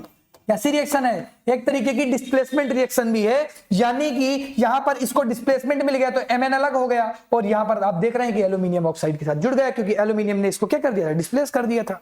इसी तरह से एक रिएक्शन है जो आपकी हमेशा ट्रेन की पटरियों में यूज आती है, बहुत कई बार पूछी गई है कि ट्रेन की पटरियों को कैसे जोड़ा जाता है। तो एल्यूमिनियम वहां पर लिया जाता है, और एल्यूमिनियम काफी ज्यादा हीट यहां पर प्रोड्यूस की जाती है। तो एल्यूमिनियम क्या करता है, इस आयरन को रिप्लेस कर देता है। तो आयरन तो मुझे मिल जाएगा भाई, यहां से मिल गया कि नहीं मिल गया, और यहां पर आपका क्या हो गया, हीट भी प्रोड्यूस हो गई और एल्यूमिनियम ऑक्साइड मिल गया। यानी कि कुछ रिएक्शन आपकी ऐसी भी होती हैं, थर्माइट रिएक्शन, जो बहुत ही बड़ी मात्रा में हीट प्रोड्यूस करती हैं। आप देख रहे होंगे तो यहां पर हीट जरूर निकल रही है। इसमें होता क्या है कि आपको एक रिएक्टिव, हाई रिएक्टिव मेटल्स की नीड पड़ती है, लाइक सोडियम की, कैल्शियम की, एल्यूमिनियम की। इनकी रिप्रेजेंस में आप क्या करते हैं, इन रिएक्शंस को करवाते हैं, तो इसमें हीट जनरेट होती है, और इस तरह से इनका रिप्लेसमेंट हो जाता है, और ये प्योर फॉर्म में मिल जाते हैं। जैसे आपका मैग्नीज मिल गया, जैसे आपका आयरन मिल गया। इज इट क्लियर, क्या ये बातें क्लियर हैं? अरे बोलना बच्चा, क्लियर है क्या, ये बातें क्लियर हैं क्या? चलो ठीक है, फिर क्लियर है तो लास्ट में आते हैं। अब हम बात करते हैं हाई में जो ज्यादा रिएक्टिविटी को शो करते हैं, जो ज्यादा रिएक्टिव होते हैं उनके लिए क्या होगा भाई, उनके लिए आपको ना इलेक्ट्रोलाइसिस करवाना पड़ेगा। इलेक्ट्रोलाइसिस में क्या होता है, ध्यान से समझना। इलेक्ट्रोलाइसिस में क्या होता है कि ध्यान से समझना, तो समझा दूंगा तुझे मैं बहुत ही बढ़िया तरीके से, ठीक है ना। इधर देख, जैसे मैंने एक चैम्बर बना दिया इधर। अब मैं क्या करता हूं ना कि मैं इधर एक एनोड प्लेट लगा देता हूं इस तरह से करके, ठीक है ना, और एक ना कैथोड प्लेट लगा देता हूं ऐसे करके। ये एक मैंने कैथोड प्लेट लगा दी, ऐसे करके मैंने कैथोड प्लेट लगा दी है, ठीक है। चलो आ जाओ, ध्यान से समझना बच्चा, बहुत मजा आ जाएगी समझने में। मजा ना आए तो गारंटी है बच्चा इस बात की, तो बस समझने की कोशिश बस करो बच्चा, ठीक है ना। चलो आ जाओ, एक तरफ मैंने किसकी प्लेट लगाई है, एक तरफ मैंने एनोड की प्लेट लगाई है और एक तरफ मैंने कैथोड की प्लेट लगाई है। कैथोड की प्लेट लगाई है, एनोड की प्लेट की तरफ पॉजिटिव चार्ज होता है, कैथोड की तरफ निगेटिव चार्ज होता है। अब जैसे मेरे पास ना NaCl है, NaCl है, अरे बोलना क्या है मेरे पास, NaCl है। तो जैसे मैं यहां पर इलेक्ट्रिसिटी को फ्लो करूंगा, जैसे मैंने इन दोनों का एनोड चार्ज, इन दोनों को मैंने बैटरी से जोड़ रखा है, तो जैसे मैं बैटरी ऑन करूंगा ना तो क्या होगा, इलेक्ट्रिसिटी जनरेट होगी और ये NaCl जो है वो ब्रेक डाउन हो जाएगा Na+ और Cl- में। ये Na+ जाएगा किसके पास, इस कैथोड प्लेट के साथ। क्यों? क्योंकि कैथोड पर निगेटिव चार्ज था और निगेटिव और पॉजिटिव आपस में अट्रैक्ट करते हैं, यानी जो आपका मेटल है, अरे बोलना, सोडियम क्या था, ये आपका मेटल है, ये मेटल कहां पर प्रेजेंट हो जाएगा, इसके इस प्लेट में जाकर इस तरह से चिपक जाएगा ऐसे करके। तो जब इस प्लेट को निकालूंगा तो सोडियम निकल आएगा और बाकी की बची हुई इंप्योरिटी किस पर जाएगी, एनोड प्लेट के पास चिपक जाएगी और कुछ नीचे भी मिलेगी आपको, जिसे मैं एनोज मड के नाम से जानता हूं। ध्यान से चीजों को समझना, इसी बात को तो मैं समझा रहा हूं ना आपको। मैं कह रहा हूं कि आपको जो ज्यादा मेटल रिएक्टिव होते हैं ना, उनके लिए आपको क्या वो करवाना पड़ता है, इलेक्ट्रोलिसिस करवाना पड़ता है। और इलेक्ट्रोलिसिस में आप देखते क्या हैं कि आप कैथोड प्लेट में देखेंगे सोडियम मिल जाएगा, एनोड प्लेट में देखेंगे क्लोरीन मिल जाएगा। और ये कैसे काम करता है मैंने आपको बता दिया बच्चे, कैसे काम करता है मैंने आपको बढ़िया तरीके से एक्सप्लेन कर दिया है, बता दिया है। यहां पर भी ये चीज बताई गई है। अब ध्यान से समझना, जो आपके इम्प्योर मेटल है वो एनोड पर मिलेंगे ना, अभी भी बताया था आपको। और देखना इधर, देखना बच्चा, जो इम्प्योर है वो किधर जा रहे हैं, एनोड की तरफ, और आपका मेटल तो चला गया ना कैथोड की तरफ। तो आपके जो इम्प्योर मेटल्स हैं वो एनोड की तरफ मिलेंगे और प्योर मेटल कैथोड की तरफ चले जाएंगे। और जो आपके प्योर मेटल हैं वो कैथोड प्लेट में क्या हो जाएंगे, डिपॉजिट हो जाएंगे। और एनोड पर जो इंप्योरिटी आती है उसे मैं एनोड मड के नाम से भी जानता हूं, जो एनोड के पास पड़ी हुई यहां पर भी मिल सकती है और एनोड की प्लेट से चिपकी हुई भी हो सकती है। यानी आपको जो आपका मेटल मिलेगा वो तो कैथोड प्लेट पर मिलने वाला है। कैथोड पर नेगेटिव चार्ज होता है, मेटल पर पॉजिटिव होता है, तो मेटल नेगेटिव से जाकर चिपक जाएगा। क्लियर है क्या? हाँ, तो ऐसे हम लोग एक्सट्रैक्ट करते हैं। ये आपका क्या हो जाता है, इलेक्ट्रोलिसिस। वेरी इंपॉर्टेंट है, बहुत ज्यादा इंपॉर्टेंट है ये टॉपिक, तो इसको बहुत ही बढ़िया तरीके से पढ़ के जाइएगा, बोर्ड एग्जाम में बहुत इंपॉर्टेंट है, वेरी इंपॉर्टेंट है, ठीक है ना। चलो आ जाओ, अब हम बात करते हैं ना कोरोजन क्या होता है। बच्चे को पता होगा, इसको ज्यादा डिटेल में नहीं पढ़ाना, चैप्टर नंबर 1 और 2 में भी पढ़ाया था मैंने, ठीक है ना। तो कोरोजन का मतलब क्या होता है कि भाई इसमें क्या है, जैसे आपके पास एक सिल्वर की ना, एक आपके पास सिल्वर की प्लेट थी या चम्मच था, आपके पास स्पून था, आप देखेंगे कुछ समय बाद में इस पर एक ब्लैक कलर की लेयर चढ़ जाती है, तो इसी को बोलते हैं कोरोजन हो गया। कॉपर में आप देखेंगे तो ग्रीन कलर की एक कोटिंग हो जाती है, जो कि एक तरीके के कार्बोनेट्स के कारण होती है, और ये सल्फाइड के कारण होती है, ये कार्बोनेट के कारण होती है, जो कि ग्रीन कलर की होती है, आपको सामने दिख भी रहा होगा इमेज के फॉर्म में। और उसी तरह जब मैं आयरन की बात करता हूं तो आयरन में ऑक्सीजन के कारण क्या हो जाती है, ब्राउन कलर की एक लेयर चढ़ जाती है। तो ये सब एग्जाम्पल हो जाते हैं कोरोजन के। किसके एग्जाम्पल हो जाते हैं, कोरोजन के। तो सर बचें कैसे, सर बचें कैसे? तो जब बचने के बहुत तरीके हैं। आप ना अपने मेटल पर क्या कर दें, पेंट कर दें, या आप पेंट ना करें तो ऑयल और ग्रीसिंग टाइम पर करते रहे। जैसे गाड़ी की सर्विसिंग कराने के लिए हम लोग जाते रहते हैं टाइम पर, तो क्यों करवाते हैं, क्योंकि इंजन में ना कहीं खराबी ना आ जाए भाई, वहां पर ना रस्टिंग ना हो जाए, तो इसीलिए हम लोग ऑयल और ग्रीसिंग गाड़ी वगैरह की, व्हीकल्स वगैरह की करवाते रहते हैं ताकि प्रॉब्लम ना आए, ठीक है ना। और कई जगह तो हम पेंट करवा देते हैं, जैसे हम लोग अपने डोर वगैरह में क्या करते हैं, दरवाजे वगैरह में क्या करते हैं, पेंट करवा दिए, फाइनल दोबारा बार बार ग्रीसिंग और ये ऑयल का ना झंझट हट गया। फिर होता है कैल्सिनेशन। तो कैल्सिनेशन कहता हूं, गैल्वेनाइजेशन होता है भैया। तो गैल्वेनाइजेशन क्या है, इसका याद रखना भाई, जिंक की कोटिंग करते थे, जिंक की कोटिंग कर देते हैं किसके साथ, मेटल में। अब मेटल के ऊपर जिंक की एक लेयर चढ़ा देंगे तो कभी भी मेटल डायरेक्ट ऑक्सीजन के टच में नहीं आएगा, क्योंकि ऊपर जिंक है और जिंक ऑक्सीजन के साथ ज्यादा रिएक्टिविटी को शो नहीं करेगा, तो आपका मेटल हमेशा क्या रहेगा, आपका मेटल हमेशा सुरक्षित रहेगा। इसी तरह से एनोडाइजिंग भी करते हैं, उसमें क्या करते हैं, एल्यूमिनियम की लेयर चढ़ा देते हैं, उसमें ना एल्यूमिनियम की लेयर चढ़ा देते हैं। तो ये सब एग्जांपल हो जाते हैं किसके, कोरोजन के। फिर बात आती है एलॉय। तो भाई एलॉय क्या होता है ना कि कई मेटल्स को मिलाकर बनाया जाता है। जैसे यहां पर एक स्टील है, एक क्या है, यहां पर स्टील दिया गया है, तो स्टील कह रहा हूं। अगर स्टील की बात करता हूं बच्चा, तो स्टील में क्या होता है ना, स्टील आप जानते होंगे घरों में यूज होता है, ज्यादातर बर्तन स्टील के होते हैं जिसमें आप खाना खाते हैं। तो स्टील में आपका आयरन भी होता है, निकल भी होता है, कॉपर भी होता है, ठीक है ना, कोबाल्ट भी होता है, सॉरी कॉपर कह रहा हूं, सीआर यानी क्रोमियम, सीआर को क्रोमियम बोलते हैं, कोबाल्ट भी नहीं बोलते हैं, इसको क्रोमियम बोलते हैं। क्या बोलते हैं, क्रोमियम। तो क्रोमियम भी होता है, निकल भी होता है, आयरन भी होता है, ठीक है ना। तो इस तरह करके आप ब्रॉस की बात करते हैं तो इसमें कॉपर और जिंक होता है। तो आप याद रखेंगे बच्चा, ये कुछ आपके एलॉय हैं, 3 मोस्ट इंपॉर्टेंट एलॉय हैं, केवल आपको ये याद रखना है किसके किसके मिक्सचर हैं। वेरी इंपॉर्टेंट ये है कि किसके मिक्सचर है, इतना याद है तो इतने से काम चल जाएगा। इसके बाद नहीं पढ़ना है भाई, टाइम नहीं अपने पास, बोर्ड एग्जाम बहुत नजदीक है, बोर्ड एग्जाम बहुत नजदीक है, तो इसके बाद कुछ नहीं पढ़ना, ठीक है ना। इस तरह से आज का हमारा ये चैप्टर बहुत ही बढ़िया तरीके से सॉल्व हुआ, बहुत ही बढ़िया तरीके से हमने पढ़ा। कहीं पर किसी भी बच्चे को कोई भी प्रॉब्लम हो तो कमेंट करेगा, चैनल को सब्सक्राइब जरूर कर लेगा, जुड़ जाएगा। नोट्स आपको फ्री प्रोवाइड करा दी गई हैं, आप ऐप पर देख सकते हैं, टॉपर्स लाइन का ऐप है, आप जाएंगे तो आप पर कंप्लीट नोट्स आपको फ्री मिल जाएंगे। बाकी चैनल के साथ जुड़ जाएं और कंप्लीट 1 शॉट के लेक्चर आपको ऐसे ही हमारे चैनल पर मिलते रहेंगे। Thank you so much for watching. मिलता हूं आपसे मैं नेक्स्ट 1 शॉट के लेक्चर पर। Thank you, tata, bye bye बच्चों, बाय।